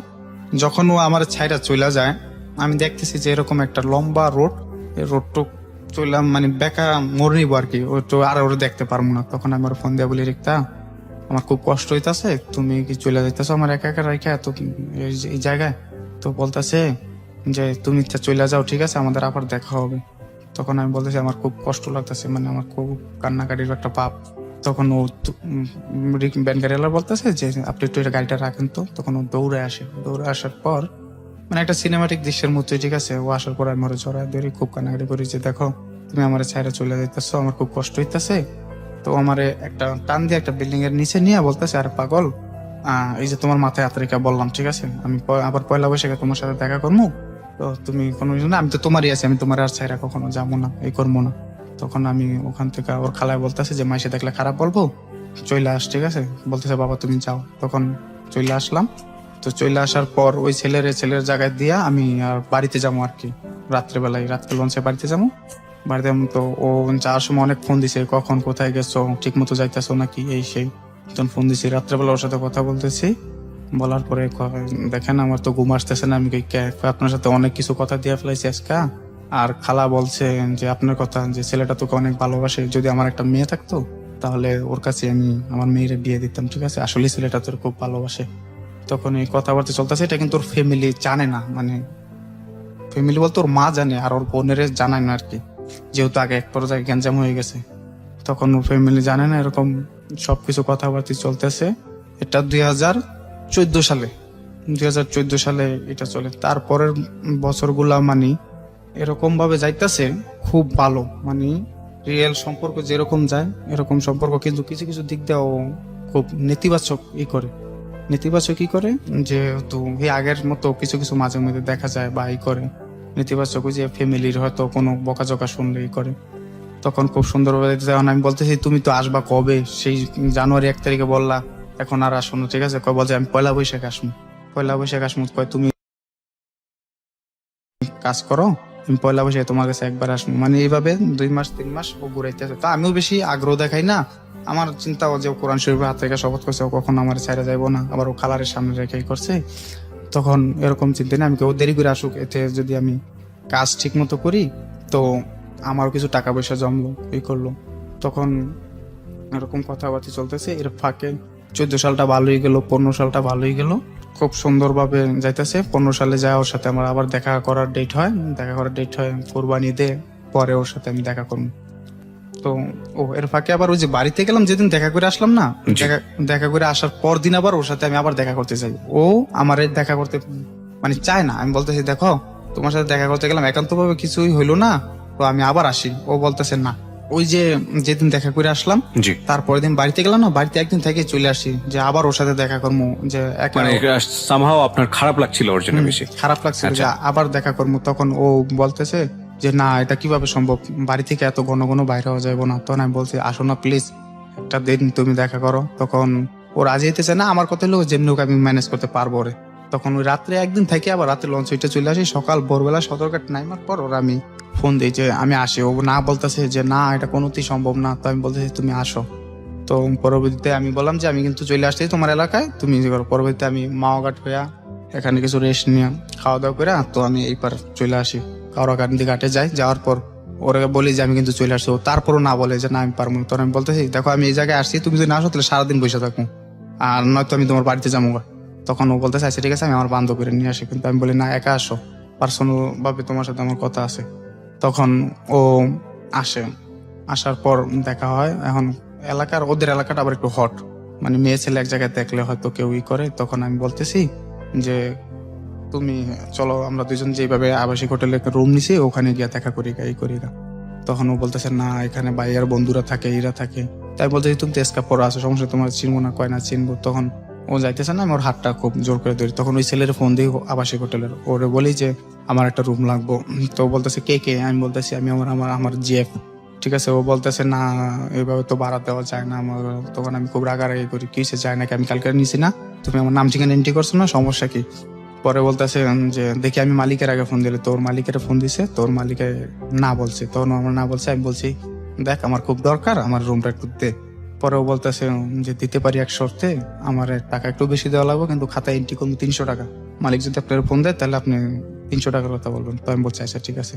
তখন ও যাইতে চায় না, কিন্তু ওরা আমি হাতটা শক্ত করে দিই, বলছি তুমি আমার সাথে ওঠো, এতটুকুই, আর বাস কোনো কিছু না। তখন ও ওঠার পর ওখানে মানে কথাবার্তা হয়, আমাদের কিছু কথাবার্তা হওয়ার পর মানে এক পর্যায়ে ফিজিক্যাল রিলেশনটা হওয়ার পরে ও ওই দিন ও চায় না, কিন্তু আমি ওর কাছ থেকে নিয়েছি। তো এক পর্যায়ে বলছে আচ্ছা ঠিক আছে তাহলে আমার চোখ বাইন্দা তুমি যা কিছু তা করো। তখন মানে আপনি জোর জবরদস্তি করতেন? তখন ও আমার সাথে মানে ওর হওয়ার পর তারপরে ও বাসায় চলে যায়। ও বাসায় চলে যাওয়ার পর এইভাবে কথাবার্তা চলতেছে। 2014 সালটা ভালোই গেল, 15 সালে আইসা ওর সাথে আমার দেখা সাক্ষাৎ হবে। এখন সবাই জানে যে ওর সাথে আমার সম্পর্ক চলতেছে, আর ও বিয়ে বসলে আমার কাছে বসবো, আর আমিও বিয়ে করলে ওর কাছে বসবো। কিন্তু শুধু ওর ফ্যামিলিটা একটু কন্ট্রোল করে চলাটা আর কি। তো এদিক দিয়ে আবার ওদের বাড়িতে একটা গ্যাঞ্জাম কি, ওই যে মামা ডাকছি ওনার শ্বশুর বাড়ি আর ওদের বাড়ি ওরা কখনো অ্যাডজাস্ট হয় না। মানে একজনের উপল কেউ হাই হয়ে যাক এটা কেউ চায় না। মানে ওরা চায় ওরা নিচে থাকুক, ওরা চায় ওরা নিচে থাকুক, ঠিক এরকম ফ্যামিলিগত সমস্যা। আর এটার প্লাস পয়েন্ট নিয়ে হয়তো কিছু দুর্বলতার পয়েন্ট আমি খুঁজে পাইতাম, করতাম। তখন 15 সালে ওর সাথে দেখা করার কথা, ঈদের মধ্যে ওর সাথে দেখা করতে আবার আসছি। আসার পর এখন ও স্বাস্থ্য বোনের জামাই, রূপালীর জামাইরে নিয়ে আসছে। ওর একটা স্বাস্থ্য বোন আছে ছোট, ওটার বিয়ে হয়ে গেছে, ওটার জামাইরে নিয়ে আসছে। আর ওর একটা ভাগ্নি আছে তামান্না, ওই তামান্নারে নিয়ে আসছে। আর আমি আমার ফুফাতো ভাই রুবেল আর আমার ওই যে ফ্রেন্ডটা জুয়েল, ওরে নিয়ে গেছি। নিয়ে যাওয়ার পর আমাদের দেখা হবে। এখন ওর সাথে আমার আগেই কথা যে ও আসবো দেখে আমি অনেক কষ্ট করতেছি। যে হোটেলের একটা চাকরি পাইছি, হোটেলের চাকরি ম্যানেজারি পোস্টে। তো আমার আবার নাইট ডিউটি করতে প্রচুর, নাইট ডিউটি করতে আমার শরীর অবস্থা খারাপ। তো দেখা করতে গেছি মতন, তো আমি আবার একটু খুব শুকিয়ে গেছিলাম। তো আমার দেখা বলতেছে যে মানে কিরকম জানি আমার দেখে আরো ভালো লাগতেছে না বা এরকম এই সেই। তখন ও তামান্নারে বলতেছে, তামান্না তুই ওরে বল যে আমাদের সম্পর্কটা এখানে ক্লোজ করে দিতে। তখন আমি বলতে, তামান্না আমার বলছে মানে এমনি সরাসরি বলে না, কিন্তু আমি আকার ইঙ্গিতে বুঝতে পারতাম। তো আমি বলছি সমস্যা কি, কিছুই বলে না। তামান্না ওরে বলে যে এরকম এরকম, যে তোর যদি ভালো না লাগে তুই সরাসরি বলে দে। তখন আমি বলতেছি কেন, বলতেছে যে আপনি এরকম শুকায় গেছেন, এই হয়ে গেছেন। তো আমি বলতেছি ওর জন্য আমি চাকরি করতেছি, এত কষ্ট করতেছি, নাইট ডিউটি করতেছি, কোনোদিন একদিন ছুটি কাটে না। ও জানে, ওর সাথে তো আমার প্রতিদিন কথাবার্তা হয়। তখন ও বলতেছে যে যে দেখেন, ও এমনি মানে কিছু বলতে চায় না, ওর দিয়া বলাইতে চায়। তখন আমি বলতেছি তো আমার আবার আগের ছবি ছিল সবসময়, তাই আমি বলছি এটাকে আর এটাকে, ঠিক আছে তো আমি এরকম ছিলাম, তুমি তো আমার দিকে করছো, এখন এরকম হয়ে গেছি, তো আমি তো তুমি যদি চাও তাহলে আমি আবার নিজের ঠিক করবো, ঠিক আছে ওরকম ভাবে ই করবো। তখন ও খুব করে আনিজি ফিল করার পরে আমি ওর চাচাতো বোনের জামাই, যেটা আমার সমবয়সী, ওরে বললাম যে ভাই আজকে এত কিছুর পরেও ওর জন্য আমি এত কষ্ট করে চাকরি বাকরি ছাড়লাম, ই করলাম, তো এখানে এত কষ্ট করে ওর জন্য টাকা পয়সা জোগাইতেছে, ও যদি আজকে আমার এরকম বলে তাহলে কিন্তু আমার মৃত্যু ছাড়া কোনো পথ নেই, যেহেতু আগে পরে আমাদের এরকম হয়ে গেছে। তখন ও ওরে বুঝাইলো, বুঝানোর পরে আমি রাগ করে মানে ওখানতে আয়সা পড়ি। আয়সা পড়ার পর যে একটু রোডের কাছে দাঁড়াই যে আমার আর এই জীবন রাখা লাভ নেই, ঠিক আছে ও যেহেতু বারবার আমার সাথে নিয়ে এরকম ই করবে, তখন কিন্তু এটা খুব খারাপ দিকেই যায়। তখন ও ছেলেটা আমার বলতেছে যে আমি ওর দুলাভাই, আমি হানিফ বলতেছি যে ও কোনোদিন কোনো জায়গায় বিয়ে বসবে না, ও আপনাদের সম্পর্ক সবকিছু তো আমি শুনলাম, যে ও যদি কোনোদিন বিয়ে বইতেও যায় তখন আমি আপনার হাতে ওরা উঠাই দিব, এটা প্রমিস করে গেলাম আমি আপনার কাছে। তখন ওরাও বুঝায়, ও বোঝানোর পরে ও আমার বলে আচ্ছা ঠিক আছে যা হয়ে গেছে গা, আপনি মনে কিছু নিয়েন না, এগুলো নিয়েন না, ঠিক মতো ই করেন, আপনি আপনার চেঞ্জ করেন। আর আমিও ও শুকিয়ে গেছিল অনেকটা, মানে টেনশনে পড়া পড়া ই হয়ে গেছিল। তখন ই করার পর তখন এখন আমাকে বাড়িতে আমি মানে এই বিষয়টা শেয়ার করলাম যে দেখেন আমি তো ওরে এরকম এরকম ভালোবাসি, তো এরকম এটা ফ্যামিলিগত সবাই জানে যে ওরা আমি বিয়ে করতে চাই। তখন বাড়িতে কেউ রাজি না, আমগো বাড়িতে কেউ রাজি হইতে চায় না। তো আমগো বাড়িতে কেউ রাজি হইতে চায় না, আমি মারে বললাম যে মা ছোটবেলা থেকে তো অনেক দূরেই ছিলাম, ঠিক আছে তো টাকা পয়সা যা কিছু ইনকাম করি তোমাকে ওই দেবো, কিন্তু বিনিময় ঠিক আছে ওরা আমি বিয়ে করবো, আর কিচ্ছুই চাই না তোমার কাছে, ঠিক আছে। তো বলতে তোর পাপে তো রাজি হইবো না। তখন আমি বলতেছি যে আব্বারে রাজি করার দায়িত্ব আপনার, ঠিক আছে। তখন মায়ে আব্বারে রাজি করানোর দায়িত্ব নিল, এবং আব্বা এমনি সরাসরি রাজি হয় না, কিন্তু আমি থাকি আবার আমার আফার শ্বশুর বাড়ির গাজীপুর, ওরা থাকে একসাথে জয়েন্ট ফ্যামিলি এভাবে থাকি। তখন ওনার ফোন দেওয়া বলে যে ভাবি যদি কখনো আমার ছেলে এরকম ভুল করে কাউরে নিয়ে আসে বা বিয়ে শাদী করে ফেলায়, তখন আমরা না থাকি আপনারা বরণ করে নিয়ে নিয়ে মানে ওখানে বইলা দিছে আর কি। তখন মা ওর নাম্বারটা নিল, নাম্বারটা নিয়ে ফোন দিয়া ওরে বললো যে দেখো তুমি তো এরকম এরকম আসবা, আর আমরা যতটুকু জানি তোমরা দুজন একা একা, হয়তো তুমি তোমার ফ্যামিলি তো দিব না, তুমি তো এইভাবে আসবা। তখন যদি কোনো সময় তোমার ফ্যামিলি কোন রকম বেচাল করে বা ই করে মামলা মোকদ্দমা করে, তখন তুমি কাদের পক্ষে থাকবা? ও বলতেছে যে আমি আপনাদের পক্ষে থাকবো আন্টি, আমি আপনাদের কাছে চলে আসবো, ঠিক আছে। তখন মা বলতেছে অসুবিধা নাই, তুমি যদি আসো তোমার আমি আমার মেয়ের মতো করে দেখবো, আমাদের তো বাড়িতে মেয়ের দুটোর বিয়ে হয়ে গেছে গা, আর তো কেউ নাই, তুমি আর আমি থাকবো এরকম। তো ওর কথাটা আবার রেকর্ড করে আমরা রাখি, যত এই কথা বলছে রেকর্ড করে রাখি। আমরা বলুন এখন মনে করেন যে খুব সুন্দর সম্পর্ক চলতেছে। ও আমারে মানে যেভাবে জীবনটা গড়ার এইভাবে দিক নির্দেশনা দেয়, আমি ওর কথা মতো চলি, মানে খুব ভালো লাগে আমার, খুব ভালো লাগে। এরকম কাজ করতেছি 2016 সালে আইসা আবার ওই যে ওর বান্ধবীর এটা মানে এরকম বিয়ে হয়ে যায়, ওর যে ওরা বয়ফ্রেন্ড গার্লফ্রেন্ড, ওদের বিয়েটা হয়ে যায় 2016 সালে 16 ফেব্রুয়ারি। তো তখন পর্যন্ত কথাবার্তা হয়, সবকিছুই হয়, কিন্তু যেদিন ওর বান্ধবীর বিয়ে হয়ে যায় আমার ইনভাইট করছিল, কিন্তু ওই যে ওর পারিবারিক সমস্যার কারণে যায়নি, তাহলে সন্দেহের তীরে দেখবে ই করবে, তখন যায়নি মতন। ওর যেদিন বিয়ে হয়ে যায় মেয়েটার উঠায় নিয়ে যায়, ওই দিন রাত্রে দেখতে এত পাগল হয়ে যায়, মানে কিছুক্ষণ পর পর আমার ফোন দেয়, শুধু আমার মানে আমরা কেমনি কি করবো, এই করবো সে করবো, বিয়ে শাদী করবো, এগুলো নিয়ে খুব জিজ্ঞাসা করে। তখন আমি বুঝতে পারি যে ওর কাছ থেকে ওর বান্ধবী যাওয়াতে ও মনে এরকম কিছু ফিল করতেছে, তো আমার জিজ্ঞাসা করতেছে। তো এবার কেউ মাঝে মধ্যে ঢাকা আসতো, ওর খালাগো বাসায় বেড়াইতে আসতো, কিন্তু ভাই ওর সাথে আমার এত কথা হইতো যা আমার মনে হয় না যে আমাদের মতো কেউ কথাবার্তা বলছে। আমি 5 ঘন্টা অন্তর অন্তর ওর সাথে কথা না বললে আমার শরীরে জ্বালা পড়া শুরু হয়ে যেত। আমি এই তো কিছুদিন আগে একটা এমনি হিসাব টান দিছি যে ওর সাথে আমি প্রায় 1,60,000 টাকার মোবাইল বিলিয়ে দিছি, এরকম 1,60,000 টাকা? 1,60,000 টাকার শুধু মোবাইল, এই FNF এর যুগে, এই 25 পয়সার যুগে আমি এই বিকাশের মধ্যে 5,000 10,000 টাকা লোড করে রাখতাম। রাত 2টা 3টায় যদি লোড হয়ে যায় তখন কোথায় পাবো এই সে বুঝুন অবস্থা। ওকে, তখন 16 সালের শেষের দিকটা আইসা আবার, তো আমি আবার আরেকটা সম্পর্ক বলতে কি, এইভাবে মোবাইলে কথা বলি, একটা মেয়ে আছে মাহি, মাহি নামের একটা মেয়ে, একটা ও যে ওদের বাড়ির পাশে একটা ছেলে থাকতো, আমার বাইক না সম্পর্ক, ও নাম্বারটা দিছে, ওর সাথে দুষ্টামি ফাজলামি করি, যে এমনি রং নাম্বারে কথা বলে, তোমার আমার খুব ভালো লাগে, যে সেই আমি তোমার দেখছি কিন্তু আসলে দেখিনি। তো এরকম কথাবার্তা এক পর্যায়ে আমি আবার অনুমতি নিয়ে বলি যে দেখো একটা মেয়ের সাথে এরকম কথা বলতেছি, তুমি কি বলো? বলতেছে বিয়ের আগে যা কিছু তা করে নাও, ঠিক আছে, বিয়ের পরে কিন্তু আর কোনো কিছু হবে না। তখন আমি বলতে চাই আচ্ছা ঠিক আছে, ওর সাথে কথা বলি, ওর সাথে যা করি শেয়ার করি। তখন কথাবার্তি বলি ওই মেয়েটার সাথে, ওই মেয়েরা ঢাকা চলে আসে একবারে বাড়িঘর নিয়ে, ওরা গাজীপুরে কাশিমপুরে থাকে। পরবর্তীতে ওই মেয়ের সাথে কথাবার্তি হয়, তো একদিন ওই মেয়ের সাথে দেখা করতে যাই, দেখা করতে যাই মতন, তখন ওই ফার্স্ট মেয়ের সাথে দেখা, আগে মেয়েরে বলছি যে আমি তোমার ভালোবাসি এই সেই, ঠিক আছে, কিন্তু দেখা করতে গিয়া ওই আমি আর মানে ওরকম জড়াই না, কারণ আমি জানি যে যদি আমি ওরকম খারাপ কিছু জড়াই নিলে ও কোনো দিনও আমার কাছে আসবে না, এরকমই করবো না, এই জিনিসটা মাথায় রেখা ওরে বইলা বলি ওর সাথে দেখা করতে গেছি। দেখা করতে যাওয়ার পর মেয়েটারে দেখলাম ভালোই এরকম, তো মেয়েটারে আমি বলি যে তুমি আমার বন্ধু সম্পর্কে থাকো, আমরা দুজন বন্ধু সম্পর্কে থাকি। তো ওদিন দেখা করে আসি, আসার পরে হাসাহাসি করলাম অনেক কিছু, যে এরকম ই করলাম। ও আমারে বলতেছে যে বিয়ের আগে যা খুশি তাই করো, বিয়ের পর আমি তোমার একজনও ছাড়বো না, বা এরকম আমার কথার বাইরে অবাধ্য হইতে পারবো না, যাইতে পারবো না। তখন আমরা আবার মেসে থাকতাম, তখন আমি মেসে থাকতাম, ওই হোটেলের ম্যানেজারই করি, রাত্রে ওখানে ঘুমাইতাম। তখন ও ওই যে আমার মেসের যে পোলাপান গুলো আছে ওগুলা মানে দেখি আমাদের মেসে একটা মেয়ে আসছে, একটা মেয়ে আসছে, ওরে সবাই টিটকারি করে ই করে, আমি এটা বডি ফিগার ভালো, আসলে কেউ ওর প্রেমের অফার দিতে পারে না, বা দেখলে সব ই করে। তো আমাদের বাড়িওয়ালা ভাইয়া মানে এমন একটা মানে জিনিস যে ওনারা এখনো রাজ শাসন করে, মানে এলাকায় এতটাই প্রভাবশালী, ওনারা যদি বলে যে এখন দিন এখন দিন, এখন রাত এখন রাত, তখন ভয়ে মানে কেউ কিছু বলে না। আর আমাদের ওই বাড়িটার মধ্যে প্রায় 300 রুম আছে, 300 রুমের মধ্যে আমরা ওখানে থাকি আর কি। তখন ওই মেয়েটা, তখন ওই যে আমার একটা রুমমেট ছিল মানিক আর জুয়েল, ওরা বলতেছে যে ওরা যদি প্রেমের ফাঁদে ফালাইতে রাস রাজবাড়ি মাঠে নিয়ে তোরে ফুচকা খাওয়ামো। তো আমি বলতেছি যে এটা আমার কাছে কোনো ব্যাপার না, ঠিক আছে। এটা আপনার লাইফে গার্লফ্রেন্ড থাকা অবস্থায়? হ্যাঁ, ওকে। এটা ওদের সাথে করে গার্লফ্রেন্ড থাকা অবস্থায়, গার্লফ্রেন্ড থাকা অবস্থায় তারপরে এটাও আমি রাতে শেয়ার করি। মেয়েটার নাম ছিল পিঙ্কি। তো আমি বলি এই পিঙ্কি নামের এই মেয়েটা এরকম পাই দিয়েছি, তো ওর সাথে আমি এরকম এরকম প্রেম করি, কথা বলি, ঠিক আছে। তো বলতেছে অসুবিধা নাই। আমি বলছি রিয়েল কিন্তু তুমি আমার, ঠিক আছে, এগুলা কিন্তু দুষ্টামি করি। পরবর্তীতে ও বলে যে আচ্ছা ঠিক আছে জানো। তখন ওই মেয়েটারে প্রায় 6 মাস টার্গেটে রাখি, কোনো মতেই কাবু করতে পারি না। একদিন হঠাৎ আমাকে পাশের দোকান দেখে মোবাইলে টাকা লোড করতে আসছে, তখন আমি দৌড়ে আছি, ওই পাশের দোকানদার আমার পরিচিত, আমি বলতেছি যে দাদা আপনি প্লিজ তাড়াতাড়ি আমার নাম্বারটা লেখেন, ঠিক আছে। দাদা লেখে আমার নাম্বার, আমি মুখস্থ করি ওই মেয়ের নাম্বার, যেহেতু মেয়ে আগে লিখে ফেলাইছে।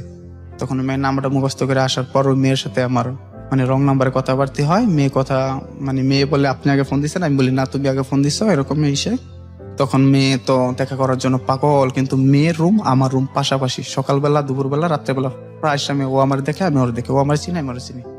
তখন মেয়ে দেখা করার জন্য পাগল এই সেই। তখন আমি বললাম যে আচ্ছা ঠিক আছে তুমি দেখা করতে আসো। তো একদিন দেখা করতে আসেন, আমি ওর ডোজ দিই, দেখা করি না। তখন ও কান্দে, যে বলে আপনি আমারে এভাবে ডোজ দিলেন, তো এটা কিন্তু ঠিক না, ঠিক আছে, আপনি যদি কেউ এরকম ডোজ দিত তো আপনি ই করতেন।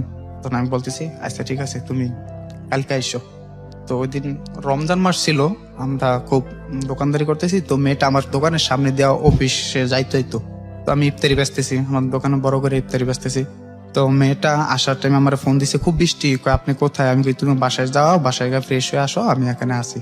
তো আসার পর মেয়েটা একেবারে আমার দোকানের সামনে এসে আমার ফোন দিতেছে। তো আমি ফোনটা সাইলেন্ট করে রাখছি, তখন আমি আর ধরি না। তখন মেয়েটা রোডটা পার হইয়া একটা বিল্ডিং আছে, ওই বিল্ডিং এর এখানে দাঁড়ায় বলতেছে, আমি রিসিভ করছি, আমি বলতেছে যে আপনি কি আসবেন না? তখন আমার খুব মায়া লেগে গেল যে আর কালকে ঘুরাইছি আজকে ঘুরামো। তখন আমি যাই, যাওয়ার পরও আমার দেখা বলে আপনি আমার নাম্বার কোথায় পেলেন?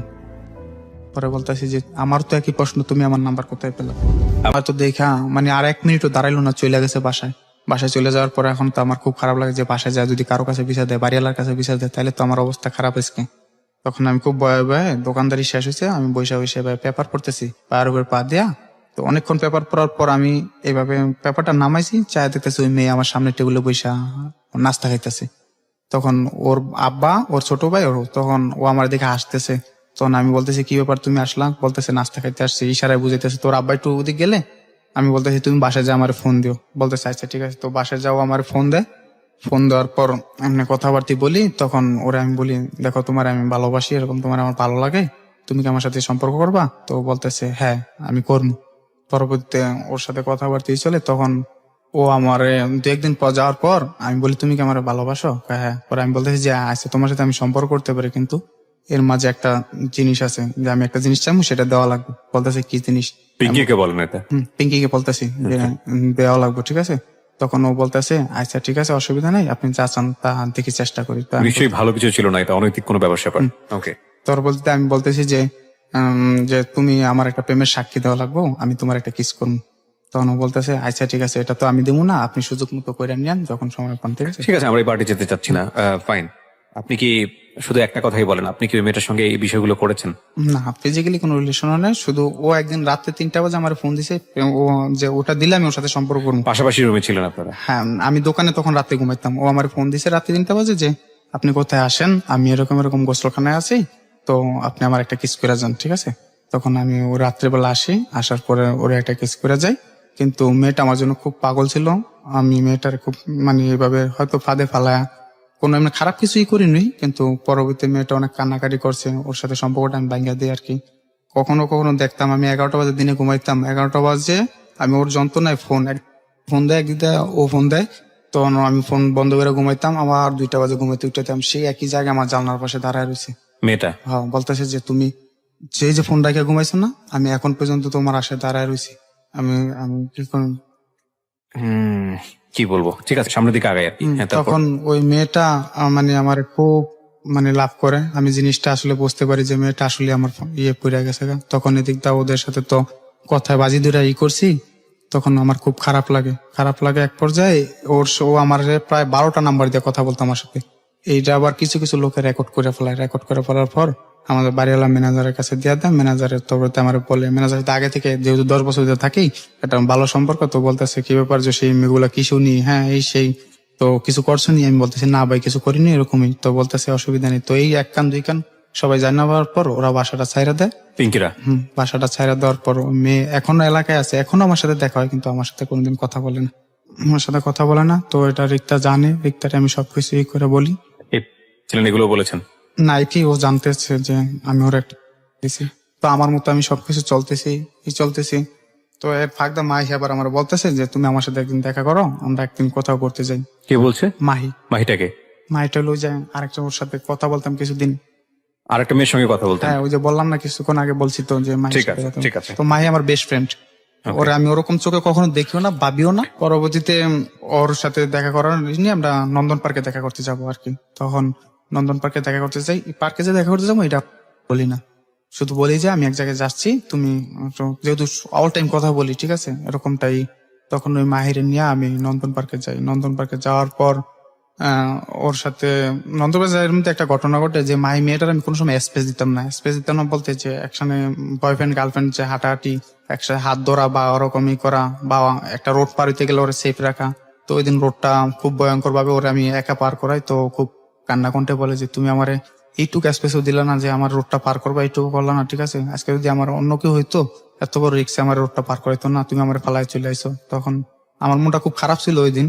তো আমি জানি হয়তো মাই আমার শুনতে পাইবো, ঠিক আছে, তো মাই সরি, ঠিক আছে, ওই দিনকার ঘটনার জন্য আমি যে আসলে আমি ওটা করতে চাইনি, আমার মনটা খুব খারাপ ছিল। তখন ওরে নিয়ে আমি নন্দন পার্কে ঘন্টা 2-1 ঘোরার পর ওখান থেকে চলে আসি ব্যাপারটা ওরে সবকিছু শেয়ার করি মাহিরে শেয়ার করার পর ও আমার একটা বেস্ট ফ্রেন্ড হয়ে দাঁড়ায়।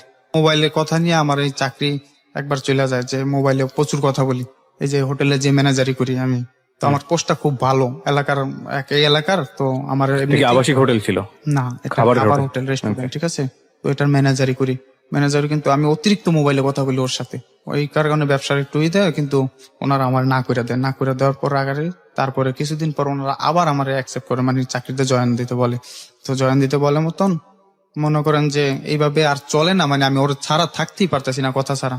তারপরে যেহেতু আমি চাকরিটা আবার ছাইরা দিই, ঠিক আছে, যে ওনার কথা বলতে পারি না, করতে পারি না, ছাইরা দিয়া, তো আমি মারে বলতেছি মা আমার কিছু টাকা দাও, আমি একটা দোকান নেই, তো আমি দোকানদারি করি একটা দোকান পাইছি। তখন মা আমার 30,000 টাকা দেয়, আর আমার কিছু টাকা ছিল, ওগুলো নিয়ে 50,000 একটা দোকান কিনি। দোকানটা ভালোই চলে, আর এলাকায় আমি যেহেতু পরিচিত, খুব সুন্দরই দোকানটা চলে, একবার জমজমাট হয়ে গেছিল।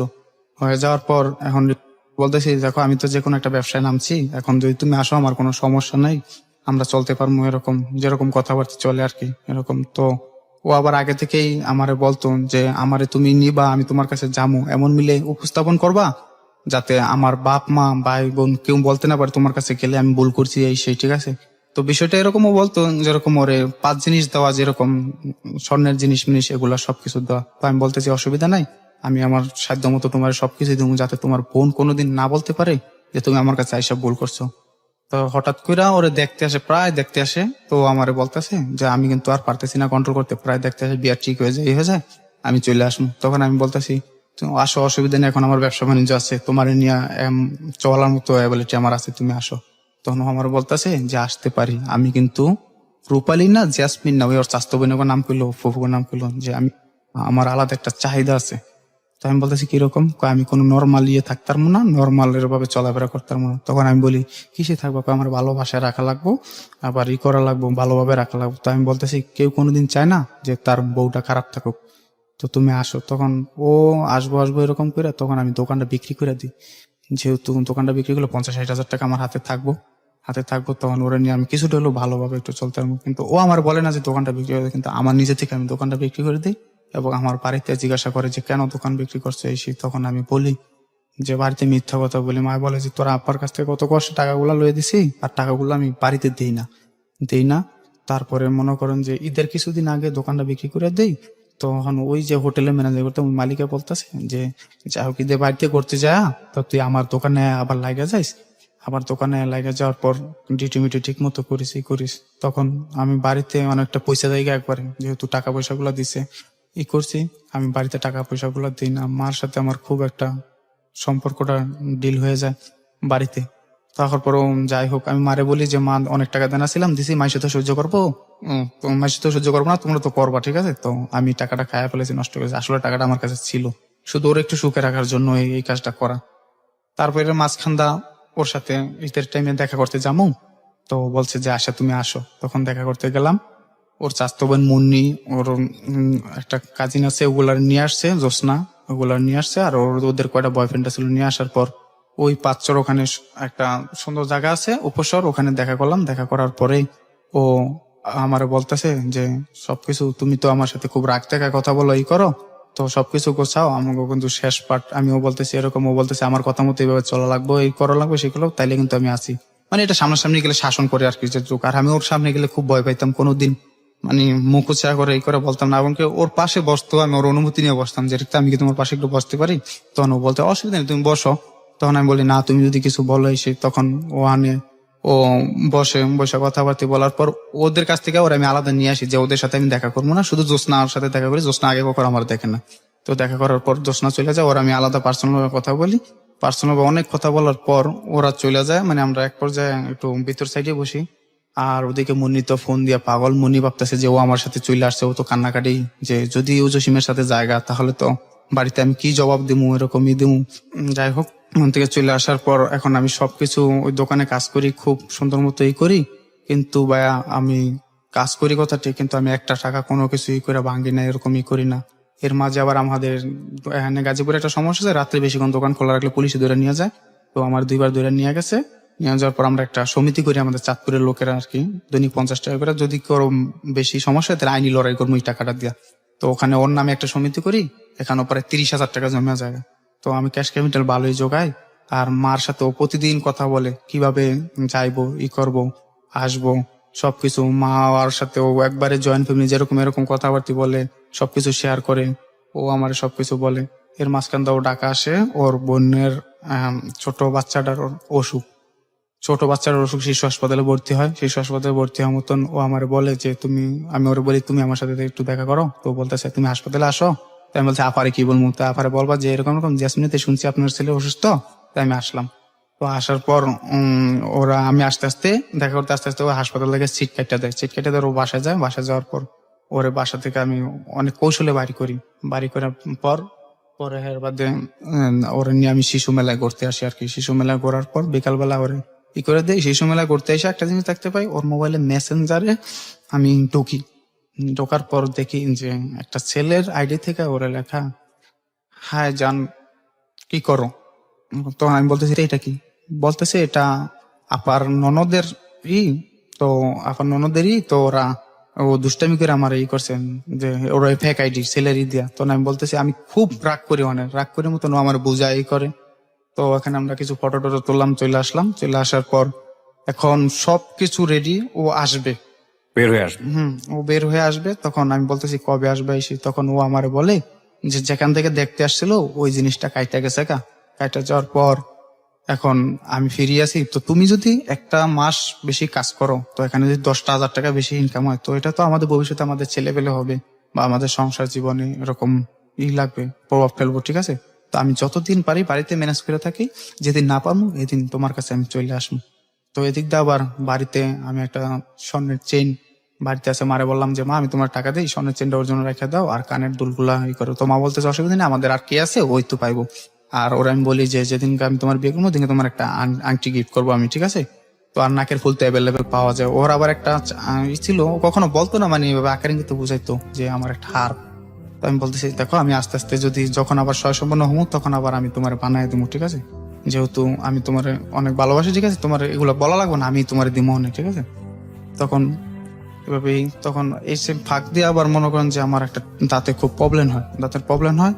তো ডাক্তারের কাছে যাই, ডাক্তার 10,000 টাকা লাগবে আর কি ও চিকিৎসা করে। আমি একটা শার্ট একটা গেঞ্জি পরে দোকানদারি করছি, আর বাকি টাকা জমাতেন ওর জন্য। আমি সব সময় ওর জন্য টাকা জমাতাম। আমি একটা দোকানের ম্যানেজারি পোস্ট, একটা হোটেলের বড় হোটেলের ম্যানেজারি পোস্ট, ঠিক আছে? আমার দ্বারা অনেক কোনো কিছু অসম্ভব ছিল না, সবকিছুই সম্ভব ছিল। কিন্তু আমি সব সময় ভাবতাম যে যদি ও আমার যদি কোনো কিছু জানতে পাইরা যদি ও আমারে দূরে সরে চলে যায়। আমাদের এখানে জুয়া খেলা হইতো, আমি আগে মাঝে মধ্যে জুয়াও খেলতাম, মানে সমবয়সী পোলানের সাথে। আমার এখানে পোলা হয় না, বাবা খায়, মদ খায়, ঠিক আছে, সবকিছুই করে।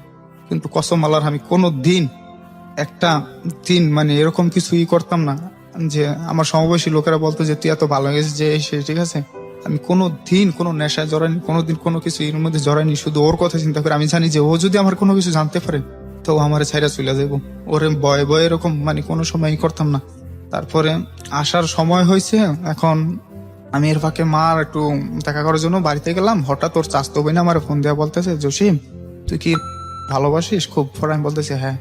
বলতেছে ওই যে মামার বউ মামি। তো বলতেছে যে যদি ভালোবাসিস তাহলে ওরে নিয়ে আয়। তো আমি বলতেছি কে মামি, কি হয়েছে? বলতেছে যে না তুই ওরে নিয়ে আয়, এটুকুই বললাম। আমি আবার ওর টেস্ট করি জানুয়ারিতে, আমি এরকম ভাবতেছি যে কে জানি তোমার আমার কাছ থেকে কায়রা নিয়ে দিতেছে। তো বলতেছে না তুই পাগল, এরকম কিছু না। কিন্তু ওই দিন ওরে দেখতে আসে আর কি। তখন ও আমার বলে যে এই দেখতে আসে এরকম এরকম, এই ছেলেকে বাড়িতে কারেন্ট নাই, বিলের মাঝে বাড়ি, আর আমি বাড়ির বড় বউ হুমু। তো সবাই রাজি, ভাই আর আমি রাজি না। তো জিনিসটা খুব গ্যাঞ্জাম চলতেছে, এই সে আফায়ানে বিয়া দিবই এই সে। তখন আমি বলতেছি তুমি কি বলো? কয়, না পাগল আমি কি, তুমি কি আমার ছেড়ে চলে যাইবা?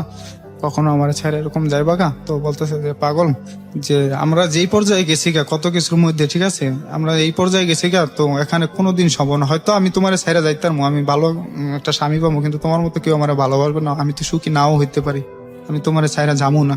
তখন আমি খুব কান্নাকাটি করে ওঠে যে তুমি আমার এরকম কিছু সিদ্ধান্ত নিও না, তুমি যাও না, ঠিক আছে? তো বলতেছে না আমি তোমার ছেড়ে কখনো যাবো না। তখন আমি ঢাকা এসে কথাবার্তি বলি। এই তখন ওর সাথে আমার কথাবার্তি গুলো একটু চলে, যেমন একটা মোবাইলে 2টা সিম থাকলে যেরকম একটা আধা কথা বলে আর একটা কল দিলে ঢোকে না, এরকম প্রায় দেখি সংযোগ দেওয়া সম্ভব না। তখন আমি ওরে বলি কি ব্যাপার তোমার নাম্বার এত থাকে, বিজি থাকে, তুমি কথা বিজি না এখন ঢোকে না? কয় মোবাইল তো ঘরে ফালায় তুই, তখন কথাবার্তি নেটের সমস্যা, এজন্য ঢোকে না। তো মাঝে মধ্যে করতে যাইতো, করতে গেলে আমি বারণ করতাম, আমার কাছ থেকে অনুমতি নিয়ে যাইতো। যখনই করতে পারি তো আমার বলতো আমি যাইতেছি, আবার আসলে বলতে এটা নিয়ে একদিন অনেক ঝগড়া হয়।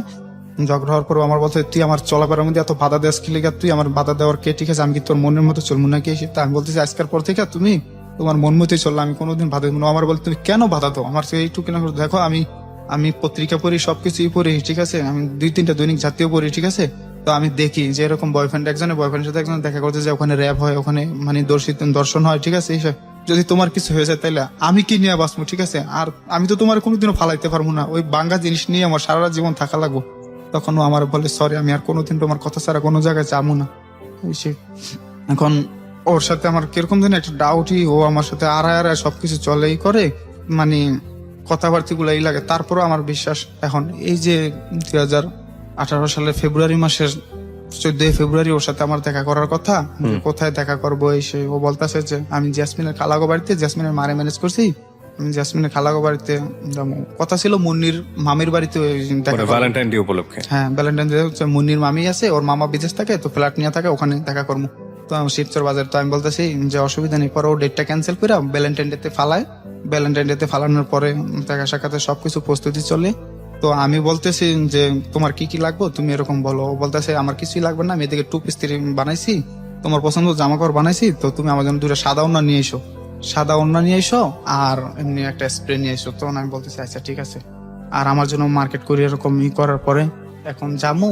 এখন ও বলতেছে 1 মাস আগে থেকে বলতেছে আমার মামাতো বোনের বিয়ে আগামী 9 তারিখে, ফেব্রুয়ারি মাসের 9 তারিখে। তো আমি বলতেছি বলতেছে যে বিয়ে শাদী তো মেহমান আসবো বাড়িতে, আফার আসবো, খালুর আসবো, তখন একটু কথাবার্তি কম হবে, মেসেঞ্জারে কথা হবে।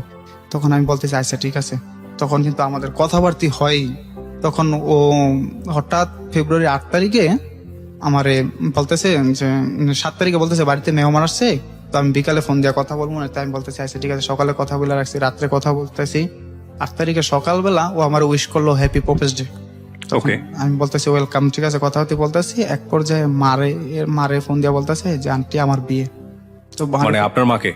আমার মারে ফোন দিয়া বলতেছে যে আন্টি আমার বিয়ে। আমি তো জানতেছি ও বলতেছে ওর মামাতো বোনের বিয়ে, 9 তারিখে বিয়ে, 12 তারিখে ওই বাড়ি থেকে আসবো, 14 তারিখে দেখা করবো। তখন মা বলতেছে কি বলো তোমার বিয়ে জসিম জানে?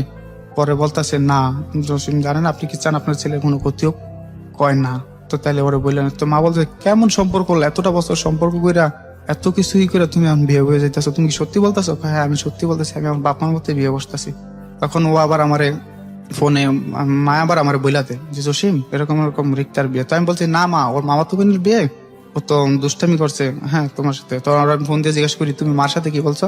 কয়, আমি মার সাথে দুষ্টামি করছি, দুষ্টামি করছি, দেখি মা কি বলে, কিছু বলে কিনা। তো ওরে পরে এইভাবে কথাবার্তা বলতেছি, মারে বললাম না ও দুষ্টামি করছে। তো আমি বলছি মার কাছে ক্ষমা চাই নি। ও বলতেছে বিয়ে বাড়িতে যাই আগে তোর ক্ষমা চাই নি মনে। তারপরে ও গায়ে হলুদের দিন সকালবেলা কথা বলছি 11টা থেকে 12টা, বিকালবেলা ফোন দিছি, বলছি তুমি কোথায়? বলতেছে আমি পার্লারে আছি, সাজ দিছি। তো আমি বলতেছি পার্লারে কেন? মামাতো বোনের সাথে সাজ দিয়ে আসছি। তো ঠিক আছে, রাত্রে স্টেজে বয়ে কথাবার্তা বলতেছি, সবকিছুই করতেছি। স্টেজে বয়ে কথা এর ফাঁকে আমার মনের মধ্যে একটা মানে একটা হলো, আমি বলতেছি রিক্তা এই 5টা বছরের সম্পর্ক হয়েছে, আজকে তোমার আমার এতভাবে মনে পড়ে, আর কোনো দিন তোমার আমার এরকম মনে পড়ে না। কোনো দিন তোমার আমার এরকম মনে হয় কে যেন তোমার আমার কাছ থেকে কায়রা নিয়ে গেছে। তো বলতেছে না পাগল। আমি বলতেছি আমার চেহারাটা অনেক সুন্দর হয়ে গেছে, আমি এরকম আজকে অনেক খাওয়া খাইতে গেছি, মনে হয় আমি বাঁচবো না, আমি মারা যাবো, ঠিক আছে। ও জানে যে ওরে কোনোদিন না পাইলে আমি কোনোদিন এরকম ওর সাথে আমার বলা যে আমি এই পৃথিবীতে থাকবো না। তখন ও বলতেছে আরে পাগল এটা এমনিতেই ঠিক আছে, তুমি এরকম চিন্তা ভাবনা কিছু করো না। হঠাৎ দেখি কিছুক্ষণ পর আমার মোবাইলে একটা পিকচারটা যে একটা ছায়া একটা মানুষের কপালে কিস করতেছে, আর বলতেছে চিন্তা করিস না, তোর পাশে ছায়া হয়ে সব সময় আছে, ছায়া হয়ে সব সময় আছে। আর ও আমার বলতেছে তোমার কয়টা ছবি দাও। আমি তখনও বুঝতে পারি না যে ওর এই কথার অর্থগুলা, ঠিক আছে। তখন ও আমার বলতে তোমার কয়টা ছবি দাও ভালো মতো, ভালো ছবিটা আমি কি কি করবো, কয় মামাতো বোনের দেখামু। তো আমি বলতেছি যে আচ্ছা ঠিক আছে, আমি অনেকগুলো পিক তুলে দিলাম। দেওয়ার পরে ও আমার বলতেছে জান কিছু খাইছো? আমি বলতেছি তুমি জানো না, তুমি কোথাও গেলে আমি এরকম ভাবে থাই, তুমি আগে আসো, তারপরে আসার পর আমি যা করি করবো অনেক, ঠিক আছে। তুমি কোথাও দূরে থাকলে আমার ভালো লাগে না। তখন ও বলতেছে আচ্ছা ঠিক আছে, রাত 1টা পর্যন্ত কথা হয়েছে যে আমরা কোথায় ঘুরতে যাবো 14 তারিখে, তুমি কি ড্রেস পরলা দিন পরবা, আমি কি ড্রেস পরবো, ঠিক আছে, কি কি মেনু থাকবে। বা ও আমার বলতেছে যে এবার তুমি আসলে তোমার আমি অনেক সুন্দরভাবে আদর করবো, ঠিক আছে, যাতে আমার কথা মতো চলো, জীবনটা সুন্দর সাজাতে পারো। তো আমি আছি ওই দাম দেয় ওরকম ভাবে। তখন শুক্রবারের সকালবেলা 9 তারিখে ওরা আমি বলতেছি যে রিক্তা তুমি আমার সাথে তো কথাবার্তি কম হইবো, তো তুমি এখন আমার সাথে একটু কথাবার্তি বলো, আমার ভালো লাগতেছে না। তো বলতেছে আচ্ছা ঠিক আছে বলো। 11টা হইতে শুরু করে 12টা পর্যন্ত কথাবার্তি বলি, অনেক কথা আছে, হাসাহাসি করি যে তাড়াতাড়ি হবে বিয়ে বাড়িতে, সাবধান, কেউ যাতে কেউ বলতে না পারে এই মেয়েটা খারাপ এরকমই। তখন ওরে আমি বলার পরে ও আমার বলতেছে যে জান দুপুরে ওই যে মেয়েদের হলুদ গোসল করে না বিয়ের আগে, তো ওইটার সময় হয়ে গেছে গা, তো আমি এখন রাখি, মামাতো বোনের শ্বশুর বাড়ি যাবো, তো 2 দিন পর এসে কথা হইব। তো 2 দিন পর এসে কথা হইব। তোর বলতে আমি রাগ করে ফোনটা কাইটা দিছি। ও আমার বলতেছে তুই যে আমার সাথে রাগ করস, তুই কোনোদিন আমার সাথে কথা না বলে থাকতে পারবি? আমি বলতেছি তা তো তুমি ভালো করে জানোই। তো বলতেছে তুই ফোন দিস আমারে, তুই করে কথা কইস ওই দিনকা, তুই আমার ফোন দিস। তো শুক্রবারে বিকালবেলা ফোন দিছি, মোবাইলটা বন্ধ, দুপুরবেলা আবার হাত থেকে পড়ে আমার টাচ মোবাইলটা ভাঙা যায়। আমি তারপর অনুভব করতে পারতেছি না, কিন্তু আমার ভিতরে খবর হয়ে গেছে, আমার খুব জ্বালা পড়া শুরু হয়েছে, আমার খুব খারাপ লাগতেছে, হাতে কোনো কাজ উঠতেছে না। তখন বিকালে ফোন দিলাম, রাত্রে ফোন দিলাম, শনিবারে সকালে ফোন দিলাম, তারপরে শনিবারের বিকাল রাত্রে ফোন দিলাম, বিকালে ফোন দিলাম, রবিবারে সকালে গিয়ে আবার ফোন দিয়েছি, মোবাইল বন্ধ। তো দেখি ওর মোবাইল বন্ধ। তো আমি চাস্তো বোন মুন্নির নাম্বারে ফোন দিই, মুন্নির নাম্বারে ফোন দিয়া বলি যে মুন্নি কই, তোমার নাম্বারে ফোন দিতে বলছে, ওর নাম্বার যদি বন্ধ থাকে। তখন ও আবার ভাবছে যে জানিয়া ফেলাইছি নাকি, তখন ও ওরে বলছে, আর ও আমার ফোন দিছে, বলতেছে, আমি বলতেছি কি এবার তুমি আমার ফোন দাও না, 2-3 ফোন বন্ধ, তুমি জানো না যে আমি 5 ঘন্টার বেশি তোমার সাথে কথা না বলে কোনোদিন থাকিনি। এসে তখন ও বলতেছে যে আরে পাগল, মোবাইল হারায় গেছে গা, আমি তোমার পরে ফোন দিতেছি। তাই আমি বলছি শান্তার মোবাইলে ফোন দিতা, কয় শান্তার মোবাইলও বিয়ে বাড়ি থেকে হারায় গেছে গা, আমরা আসছি বিয়ে খা, আমি তোমার রাত্রে ফোন দিতেছি। তখন রাত্রে ও ফোন দেয় না, আমি ফোন দিছি, দেখি খুব বাড়িতে চিল্লা পাল্লা। তখন আমি ওরে ফোন দিছে মতন, ও বলতেছে বাড়িতে খুব চিল্লা পাল্লা চলতেছে, কেন বলতেছে কালকে সকালে আফারা যাবো, খালুরা যাবো গা, আর কোনো সমস্যা নাই, তো কালকে থেকে কথা বলবো। তো আমি সরল মনে ফোনটা রাখা দিছি। পরবর্তীতে আমি রবিবারে ওর সাথে এই যে লাস্ট কথা বলছি, তো ওদিকে আমি খুব রাগান্বিত ভাষায় কথা বলছি যে তুই কি আমার ভালোবাসস না, তুই জানোস না যে আমি এভাবে থাকতে পারি না, তুই আমি রাখছস, দেখিস তুই কোনো একদিন আমার হারায় কানবি আর আমার লাশের উপর দিয়ে যাবে, তুই দেখিস আমি আমি এরকম যদি করস না, হলে সত্যি সত্যি আমি সুসাইড করবো। তখন ও আমার বলতেছে যে আচ্ছা ঠিক আছে, কালকে তো কথা কম, মনে তো সোমবারে সকালবেলা আমি ওর মোবাইল বন্ধ পাই, বাসা যায় ঘুমায় রইছি। তারপরে বিকালবেলা দুপুরে ঘুম থেকে উঠি, আর আমার শাশুড়ি বলতেছে যে বিয়ে হয়ে গেছে। তো আমি বলছি না, ওর মামাতো বোনের বিয়ে হয়েছে, দুষ্টামি কথা। তখন আমি দোকানে আসি, আমার মনটা কেমন জানি লাগে। তখন আমি ওর এক বাস্তি আছে, কিরণ মাল্লা করে নাম, ওরে ফোন দিই। ফোন দেওয়ার পর আমি বলি কিরণ কি হয়েছে, কয়েককে আপনি কিছু জানেন না? তো আমি বলতেছি কি হয়েছে, তো বলতেছে বিয়ে হয়ে গেছে। আমি তখন এই কথাটা শোনার পর ঠিক আছে, যে আমার দুনিয়াদারি সব আসমান আমার উপরে ভাঙা পড়ছে, যে ঠিক আছে আমি জিনিসটা কোনো মতেই আমি বিশ্বাস করতে পারছি না। আমি জায়গায় জায়গায় ফোন দিই, মনে হয় আমি দোকানদার পুরো দোকানের মধ্যে সব বিশৃঙ্খলা সৃষ্টি করে দিছে, যে ওর বিয়ে হয়ে যাবো গা, ও আমার এইভাবে বিয়ে হয়ে যাবো গা, আমার বললো না। কালকে তো আমি কথা বললাম, রাত্রে বললাম যে কথা বললাম, ও আমার এখন যদি শুনি যে ও অন্য কার হয়ে গেছে, ঠিক আছে এই জিনিসটা আমি মানে নিতে পারিনি। তখন শুনতে পারি যে ওর বিয়ে হয়ে গেছে গা। এমন কোন মানুষ নাই যে যার কাছে যাওয়ার জন্য, ঠিক আছে, যে ওরা আটকানোর জন্য কত কিছু। ওর দুলাভাই যে মামি ডাকছিলাম, হেরা সবাই জানতো, কিন্তু কোনোদিন কেউ আমার বলে না। আপনি ফোন দিলেন না সঙ্গে সঙ্গে ওর কাছে? ওর মোবাইল বন্ধ, কিন্তু ওর বাড়ির নাম্বারে ফোন দিছে। ওর আফা বলতেছে যে অসুবিধা নাই, সব ভালোবাসলে তো সবাই সবাই পায় না, তো তোমারে আমরা বিয়ে শাদী করাই দিব না। এসে ওর মা বলতেছে থাক বাবা তুমি কোনো ই করো না। এসে তো আমি বলতেছি এটা কোন কথা, যে ও ভালোবাসলে সবাই সবাই পায় না, একটু আমি মানি, কিন্তু সেটার একটা সাবজেক্ট থাকে। কিন্তু ও আমার সাথে এরকম করার মানেটা কি? এরকম তো যাওয়ার সাথে ও তো আমার একটা বার বলতে পারতো যে হ্যাঁ আমার সমস্যা, তুমি আমার নিয়ে যাও। যদি আমি না পারতাম, তাও তো আমার একটা মনের বুঝাইতে পারতাম যে আমি আনিনি, আমি ব্যর্থতা দেয়নি, আর সারাটা জীবন থাকতাম। আমি কোনোদিন ভাবিনি যে ওরে ছাড়া আমি এভাবে থাকবো। আমার এই 5টা বছরে ভাই আমি কি বলবো, আমি এত কষ্ট করছি ওর জন্য, যে এই মেয়েটা কোনোদিন খাইছে না, না খাইছে কি একবেলা না খাইলে আমার খাওয়া হইতো না, ঠিক আছে, আমার কিছু হইলো ওর হইতো না। সেই মেয়েটা মনে করেন যে আমার সাথে এইভাবে এত বড় প্রতারণা করবো আমি কোনোদিন ভাইবা নিতে পারিনি।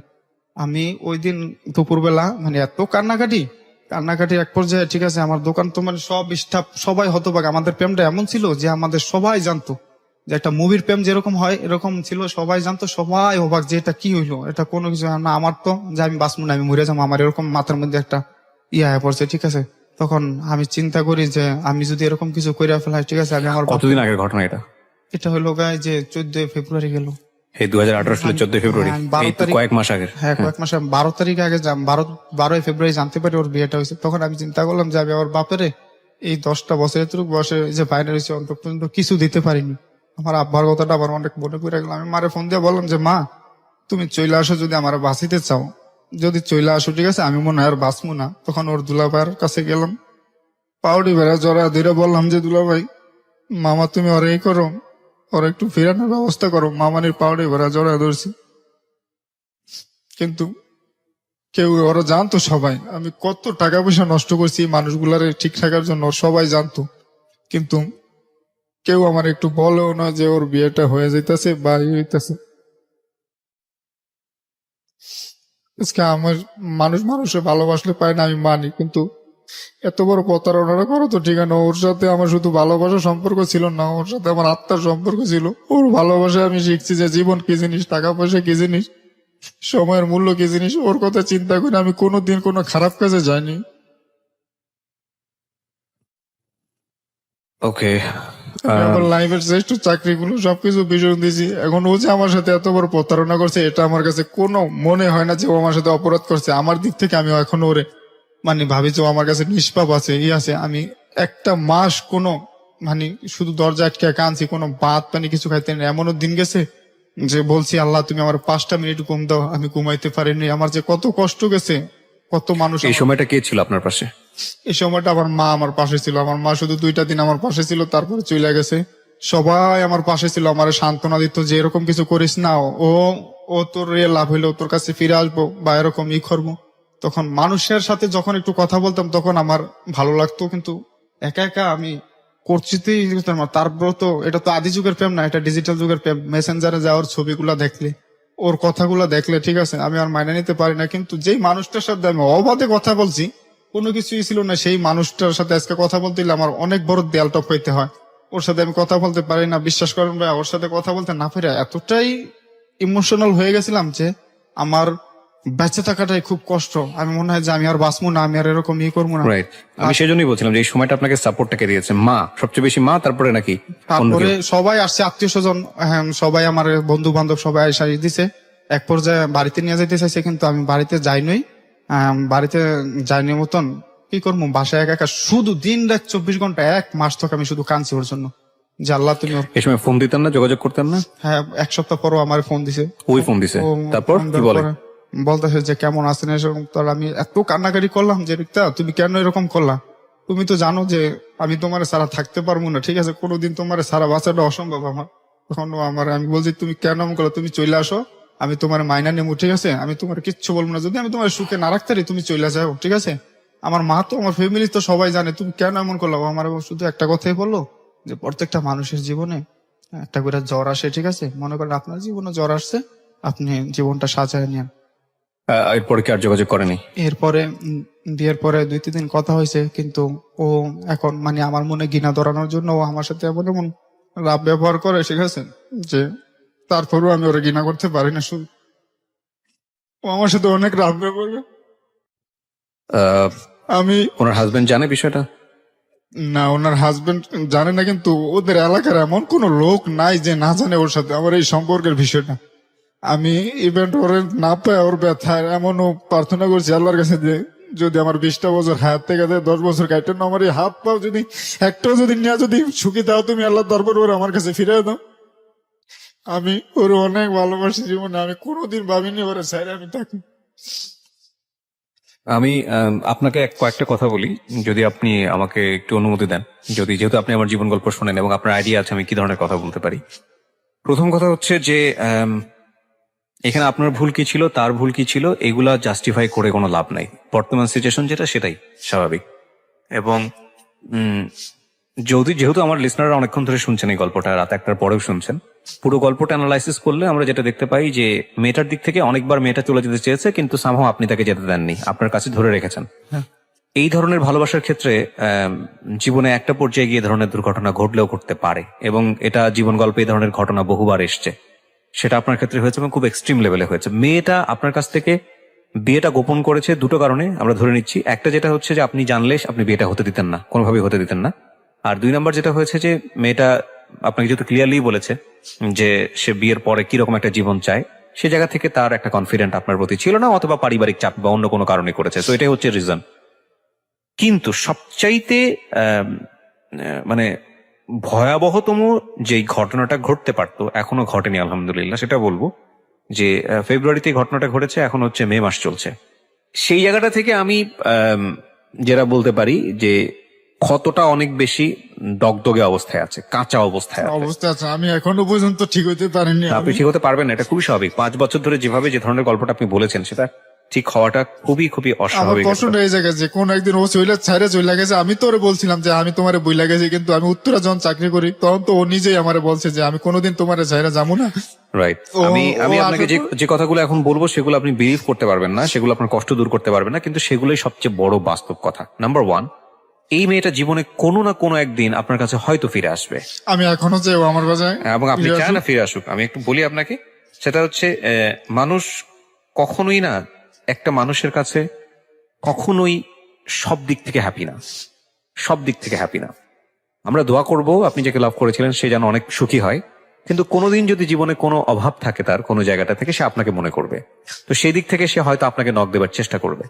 এখানে একটা জিনিস অবশ্যই আপনাকে মনে রাখতে হবে। প্রথম কথা হচ্ছে বিয়ে আর প্রেম কিন্তু এক জিনিস না, এবং বিয়ের মধ্যে আপনাদের যত ধরনের অনৈতিক সম্পর্ক এসছে সেটাও উচিত ছিল না। কিন্তু আপনি তাকে নিয়ে জীবন সংসারের কথা না চিন্তা করাটাই শ্রেয়। আমি বলবো যে না চিন্তা করাটাই শ্রেয় এই কারণে যে দেখুন, আপনি তাকে পাননি, সেটা একটা অনেক বড় কষ্ট, অনেক বড় বেদনা। হ্যাঁ, এই মুহূর্তে পাওয়ার আকাঙ্ক্ষাটা অন্য সময়ের চাইতে আরো বেশি তীব্র। কিন্তু মেয়েটা যদি আপনার জীবনে ফিরে আসে তাহলে সম্ভাব্য যেসব ঘটনা ঘটতে পারে, একটা হচ্ছে সংসার করা আপনারা শুরু করলেন, কিন্তু সংসার করতে গিয়ে আপনারা সুখী হতে পারবেন না। কারণ আপনার ব্যাক অফ দ্য মাইন্ডে, আমাদের সাবকনশিয়াস মাইন্ডে যেটা থাকে সেটা হলো এই মেয়েটা আপনাকে ছেড়ে ফাইনালি যে চলে যাওয়া, সেই চলে যাওয়াটা সে চলে গেছে। জীবন অনেকবার চলে গেছে, আপনি তাকে ফিরাই নিয়ে আসছেন, মার খেয়েছেন, মানে দফারফা করে ফেলছেন, কিন্তু ফাইনাল চলে যাওয়া যেটা, ঠকানো যেটাকে বলে, আপনি যেটা বলছেন সেটা সে করে ফেলেছে। সুতরাং যত সুখী হন না কেন সে ফিরে আসলে, জীবনে যত ছোট প্রবলেম হোক, বড় প্রবলেম হোক, যে কোনো প্রবলেম তৈরি হবে, শুধু ব্যাক অফ দ্য মাইন্ডে এই জিনিসটাই থাকবে যে সে আপনাকে ছেড়ে চলে গেছে, সে আরো এরকম কোনো কিছু করতে পারে। তো এইরকম মানুষের সাথে ঘর সংসার করা যায় না, সুখী হওয়া যায় না। কিন্তু আমি আমারে এখনো বুঝাতে পারছি আমি না। এটা বোঝাতে পারবেন না, কারণ আমি আপনাকে যেটা বলি, বোঝানোর জন্য কিছু টিপস আছে, আমি সেটা আপনাকে বলবো, আপনি চাইলে প্র্যাকটিস করতে পারেন। একটা যেটা হচ্ছে যে আমি একদম স্ট্রিক্টলি বলতেছি, একদম ব্যক্তিগত অপিনিয়ন, আপনার অবশ্যই এই মেয়েকে আর জীবনে নেওয়াটা উচিত হবে না। এটা হচ্ছে একদম স্ট্রিক্ট কথা। কিন্তু আপনি যেহেতু তাকে লাভ করেন, love has no definition, love has no explanation, love is blind. So ওই জায়গাটা থেকে আমি যতই আপনাকে বোঝাই না কেন, সেই জিনিসটা আপনি মানবেন না, এটাই স্বাভাবিক। কিন্তু সংসার জিনিসটা শুধু লাভ দিয়ে চলে না, সংসার জিনিসটা বেশিরভাগই চলে হচ্ছে র্যাশনালিটি দিয়ে। দুজনের যখন পাশাপাশি থাকবেন, না পাওয়ার ওই বেদনাটা আর থাকবে না, তখন দেখবেন ফল্ট গুলা চোখে পড়বে, কি কি করেছে, খারাপ জিনিসগুলো কি কি করেছে। এবং ইন্টারেস্টিং ব্যাপার হচ্ছে, এটা সাইন্টিফিক্যালি সত্য, যে মানুষ হ্যাপি মোমেন্টস গুলো খুব কম মনে রাখতে পারে, কিন্তু কষ্টকর যে মোমেন্ট গুলা, সেই মোমেন্ট গুলো মানুষের সামনে বারবার ঘুরে আসতে পারে। আমাদের ব্রেন ওই জিনিসটা দিয়ে দেয়, বারবার সিগন্যালটা দেয়। সুতরাং সুখী হওয়াটা খুব ডিফিকাল্ট হবে, এক। আর দুই নম্বর যেটা হচ্ছে, ভুলে থাকার জন্য আপনি কি করতে পারেন, যে কারণে আমি আপনাকে বারবার এই কোয়েশ্চেন গুলো করতেছিলাম, যে এই সময়টা আপনাকে সাপোর্ট কে দিয়েছে। এটা আপনাকে না, আপনাকে সহ যারা বিশেষ করে এই মুহূর্তে রেডিওটা শুনছে তাদের সবাইকে একটা কথা বলতে চাই, not from my life experience, but আমারও কিছুটা এক্সপিরিয়েন্স আছে এই জায়গাটায়। সেটা হলো যে এই ধরনের সম্পর্ক যেটা খুব ভালো চলছে, যেখানে আসলে এই ধরনের ঘটনা ঘটার কোনো সম্ভাবনাই নেই, হঠাৎ করে আপনি এমন একটা খবর পেলেন যে খবরটা আপনাকে মানে আকাশ থেকে পড়ার মতো, এবং আপনি কোনোভাবেই সেই মানুষটাকে আর মেনে নিতে পারছেন না, বা আপনি সেই মানুষটাকে আর ভুলতে পারছেন না, কিন্তু ভোলাটা অত্যন্ত জরুরি হয়ে গেছে। সেক্ষেত্রে প্রথম এবং প্রধান দায়িত্ব হবে, আপনি যদি সিদ্ধান্ত নিতে পারেন যে না, মানুষটাকে আপনি ভুলে যাবেন, ভুলে যাওয়াটাই জরুরি, ওই মানুষটার যত রকমের চিহ্ন আছে, যত রকমের স্মৃতি আছে, সবগুলো আপনার কাছ থেকে মুছে ফেলেন। প্রথম কাজে মুছে ফেলাটা মানে আমি যেটা বোঝাচ্ছি, আপনার ব্রেন থেকে তো মুছতে পারবেন, সেটা ধীরে ধীরে মুছবে, কিন্তু সেটা ধরুন লাইক ওর, আপনি যেটা বললেন যে মেসেঞ্জারে ওর ছবিগুলো দেয়া, মেসেঞ্জারে অবশ্যই ওর চ্যাট যেটা আছে সমস্ত কিছু ডিলিট করে দিয়ে ওকে ব্লক করে দেওয়া, নাম্বার ওয়ান। নাম্বার টু হচ্ছে, ওর ব্যবহৃত যত জিনিস আছে, ও আপনাকে কোনো গিফট করে থাকলে, ওকে নিয়ে কোনো কিছু লেগে থাকলে, বা ঘরের মধ্যে কোনো কিছু থেকে থাকলে, এগুলো সম্পূর্ণরূপে এমন ভাবে ফেলে দেওয়া যেটা আপনার কাছে আর কখনো রিটার্ন না আসতে পারে। এবং একই সাথে শুধু তাই না, সেই সব জায়গাগুলোতে, যেসব জায়গাগুলোতে তাকে নিয়ে ঘুরতে গেছেন, বেড়াতে গেছেন, যে রাস্তা দিয়ে গেছেন, সেই সব জায়গাতে আগামী 2-1 বছর না যাওয়া। মানে বিষয়টা হচ্ছে এরকম যে তাকে মনে পড়তে পারে এরকম কোনো কিছু যদি আপনার লাইফে থাকে, সেগুলো সম্পূর্ণরূপে ডিলিট করে দেয়া। এটা হচ্ছে প্রথম কাজ। দ্বিতীয় কাজ যেটা হলো যে আপনি অবশ্যই এই সময়টা ফ্রেন্ডের সঙ্গে বেশি টাইম পাস করবেন, এবং দেখবেন যে জীবনের সবচাইতে কঠিন সময় আসলে ভালো বন্ধুকে তাকে চেনা যায়, সবচেয়ে কঠিন সময়। এবং এই সময় দেখবেন যে কেউ আপনার কথা খুব মনোযোগ দিয়ে শুনবে, কেউ হয়তো বিরক্ত হবে। হ্যাঁ, তো এটা ফাইন্ড আউট করবেন, এখন একটা কষ্টের ব্যাপার আছে। আরেকটা সেটা হচ্ছে যে এই সময়টা আসলে ভালো, মানে কি করতে ভালো লাগে সেটা খুঁজে পাওয়াটা খুব মুশকিল। তারপর ফাইন্ড আউট করা যে আমি কি করলে ভালো লাগে, আমার অন্যদিকে একটু কনসেন্ট্রেশন থাকতে পারে, ওই জিনিসগুলো একটু খুঁজে বের করা। ভুলেও কখনো ড্রাগস এর কাছে যাবেন না, এটা একটা ভুল সিদ্ধান্ত। খুব সচেতন। ইভেন একটা সিগারেটও কখনো টান দিবেন না। আজকে 2টা মাস হয়েছে, ঠিক আছে, আমি শুধু এরকম কোনো কিছুর মাঝে যাইনি যে আমার বিশ্বাস, আমার মনের মধ্যে এতটুকু বিশ্বাস কাজ করে যে ও কোনো একদিন আমার কাছে ফিরে আসবো বা এরকমই থাকবো, এরকম আমি বুঝতে পারছি। এটা আর একটু হয়তো সময় লাগবে, এবং সেও যদি ফিরে আসে তার জায়গা থেকে একটা বিশাল ভুল হবে, এটা একটা এবং উচিত না। আমি আপনাকে আরেকটা জিনিস বলি, এই যে কষ্টটা আছে না, এটা সময়ের সাথে সাথে হিল হয়ে যাবে, এটা কমে যাবে। এবং এই সময় আরেকটা বড় ভুল হয়, সেই ভুলটা হচ্ছে এই সময়টাতে আমরা ওই যাকে পাই খড়কুটার মতো তাকে জড়িয়ে ধরার চেষ্টা করি, মানে তাকে জীবনে নেওয়ার চেষ্টা করি। এবং সে যদি অপোজিট জেন্ডারের হয়, লাইক আপনি ছেলে, সে যদি মেয়ে হয়, তাহলে তার উপর অনেক সময় মেন্টালি ডিপেন্ডেন্ট হয়ে যায় এবং ওকে ভালোবেসে ফেলি। এটা কিন্তু লাভ না, এটা হচ্ছে একটা ডিপেন্ডেন্সি। সুতরাং এই সময়টাতে যতক্ষণ পর্যন্ত আপনি এটা কাটিয়ে উঠতে না পারবেন ততক্ষণ পর্যন্ত আপনার পরবর্তী সম্পর্কে যাওয়াটা উচিত হবে না। যদিও তাকে ভুলে রাখার জন্য এটা একটা বেস্ট মেডিসিন, অন্য একটা সম্পর্কে জড়িয়ে যাওয়া, কিন্তু আমি বলবো যে ওই সম্পর্কটা না যাওয়াটাই বেটার। কারণ একটা সময় মানুষ ভুলে যায়, মানুষের স্মৃতিশক্তি, আমরা লাইলি মজনু টাইপের মানুষ না, সিঁড়ি ফরহাদ টাইপের মানুষ না, আমরা ভুলে যাই যত কঠিনতম সম্পর্কেই থাকুক না কেন। আপনার এই সম্পর্কের মধ্যে তীব্রতা ছিল এই কারণে সে আপনার চেয়ে দূরে ছিল এবং সে আপনাকে পাশ কাটিয়ে যাওয়ার চেষ্টা করেছে বহুবার, কিন্তু আপনি তাকে ওয়ান সাইডেড ভাবে বারবার ফিরে নিয়ে আসার চেষ্টা করেছেন। সুতরাং আপনি অনেক বেশি এনগেজ ছিলেন। এই জিনিসটা যদি না থাকতো তাহলে তো সম্পর্কটা এত বেশি তীব্র হতো না। তো সেই জায়গাটা থেকে আমি মনে করি আপনার সময় দেওয়া উচিত। আর আপনি যদি রিলিজিয়াস হন, আপনি যদি ধর্ম মানেন, তাহলে বেশি বেশি প্রার্থনা করেন, সৃষ্টিকর্তাকে বলেন, কারণ তিনি হচ্ছেন সবচেয়ে বড় বিচারক। তো আমরা আজকের এই জীবন গল্পে কাউকে দোষ দিতে চাই না, কাউকেই না। আপনারা অনেকেই ফেসবুকে ব্লেম করছেন, মেয়েদেরকে নিয়ে অনেক কথাবার্তা বলছেন। আমি একটা কথা বলি সবাইকে, এটা যে কারো জীবনই হতে পারে, যে কোনো কিছু হতে পারে। সবচেয়ে বড় ক্ষতি হয়েছে ছেলেটার জীবনে অনেকগুলো চাকরি, সে অনেক ভালো ভালো জব আমি পেয়েছিল। অনেকগুলো চাকরি বাড়াইছি আমার জীবনের লাইফে ভাই, আমি কি বলবো, ঠিক আছে আমি ন্যূনতম হিসাব করছি 1,60,000 টাকা ওর সাথে মোবাইল বিলেই দিছি, শুধু কথা। রাইট। সো এই জিনিসগুলা এবং পসিবিলিটি গুলো নষ্ট হয়েছে, অনেক সময় হয়, এবং এটা ওর স্কেল থেকে অনেক বড়, আপনাদের স্কেল থেকে হয়তো অনেক বড় হতে পারে। আমি রিকোয়েস্ট করব, যে ধরনের সম্পর্কে আপনারা যান না কেন, যাই করেন না কেন, ক্যারিয়ার এবং এডুকেশন এই দুটো জিনিসে হ্যাম্পার না করাটাই ভালো। কারণ এগুলো দাগ থেকে যায় জীবনে, এবং এই সম্পর্কগুলো কোনো একটা সময় গিয়ে এতটাই হাস্যকর হবে যে ও হয়তো 5 বছর পর 10 বছর পর নতুন একটা জীবনে যাবে, তখন হয়তো ওর স্ত্রীর সঙ্গে যদি ওর জীবন নতুন কেউ আসে, সে তো শুয়ে শুয়ে গল্প করবে যে এরকম একটা ফানি বিষয় ছিল, একটা মেয়ে এরকম একটা ব্লাফ দিয়েছে, বন্ধুদের মহলে বসে হয়তো হাসি ঠাট্টাই করবে এই বিষয়টা নিয়ে। কিন্তু আজকের এই সময়ে এটা ও চিন্তা করতে পারছে না, বিকজ ঘাটা অনেক কাঁচা। এই সময়টাতে ভুল না করাটাই হবে হচ্ছে সবচেয়ে বুদ্ধিমানের কাজ, এবং সেটার জন্য আমরা ওর জন্য প্রার্থনা করবো। এবং একই সাথে আপনারা এই গল্পটা যারা শুনলেন তাদেরকে শুধু একটা কথাই বলতে চাই, জীবনে যে কোনো মোমেন্টের জন্য প্রিপেয়ার থাকাটা বুদ্ধিমানের কাজ, এবং সেটার জন্য এমন কোনো সম্পর্ক বা এমন কোনো ইমোশনের মধ্যে আমরা না যাই যেটার জন্য আমরা ক্যারিয়ারকে হ্যাম্পার করতে পারি। অনেক বেশি ভালো থাকুন। আপনাদের প্রত্যেকের গল্প এক একটা বিদ্যা পাঠ আমাদের জন্য। আমরা মনে করি এখানে এক একটা জীবন গল্প কখনো কখনো বড় বড় মোটা মোটা বিখ্যাত উপন্যাসের চাইতেও অনেক বড় নাটকীয়তার জন্ম দেয়, এবং সেটা কখনো কখনো আমাদেরকে অনেক বড় লেসনের মধ্য দিয়ে নিয়ে যায়। একটা জীবন গল্প যদি একটা মানুষের জীবনকে সহজ করতে পারে, যদি পথ নির্দেশনা দিতে পারে, তাহলে অবশ্যই আমরা বলতে পারি আমাদের জীবন গল্প সার্থক। অনেক ভালো থাকুন। আজকের মতো শুভরাত্রি।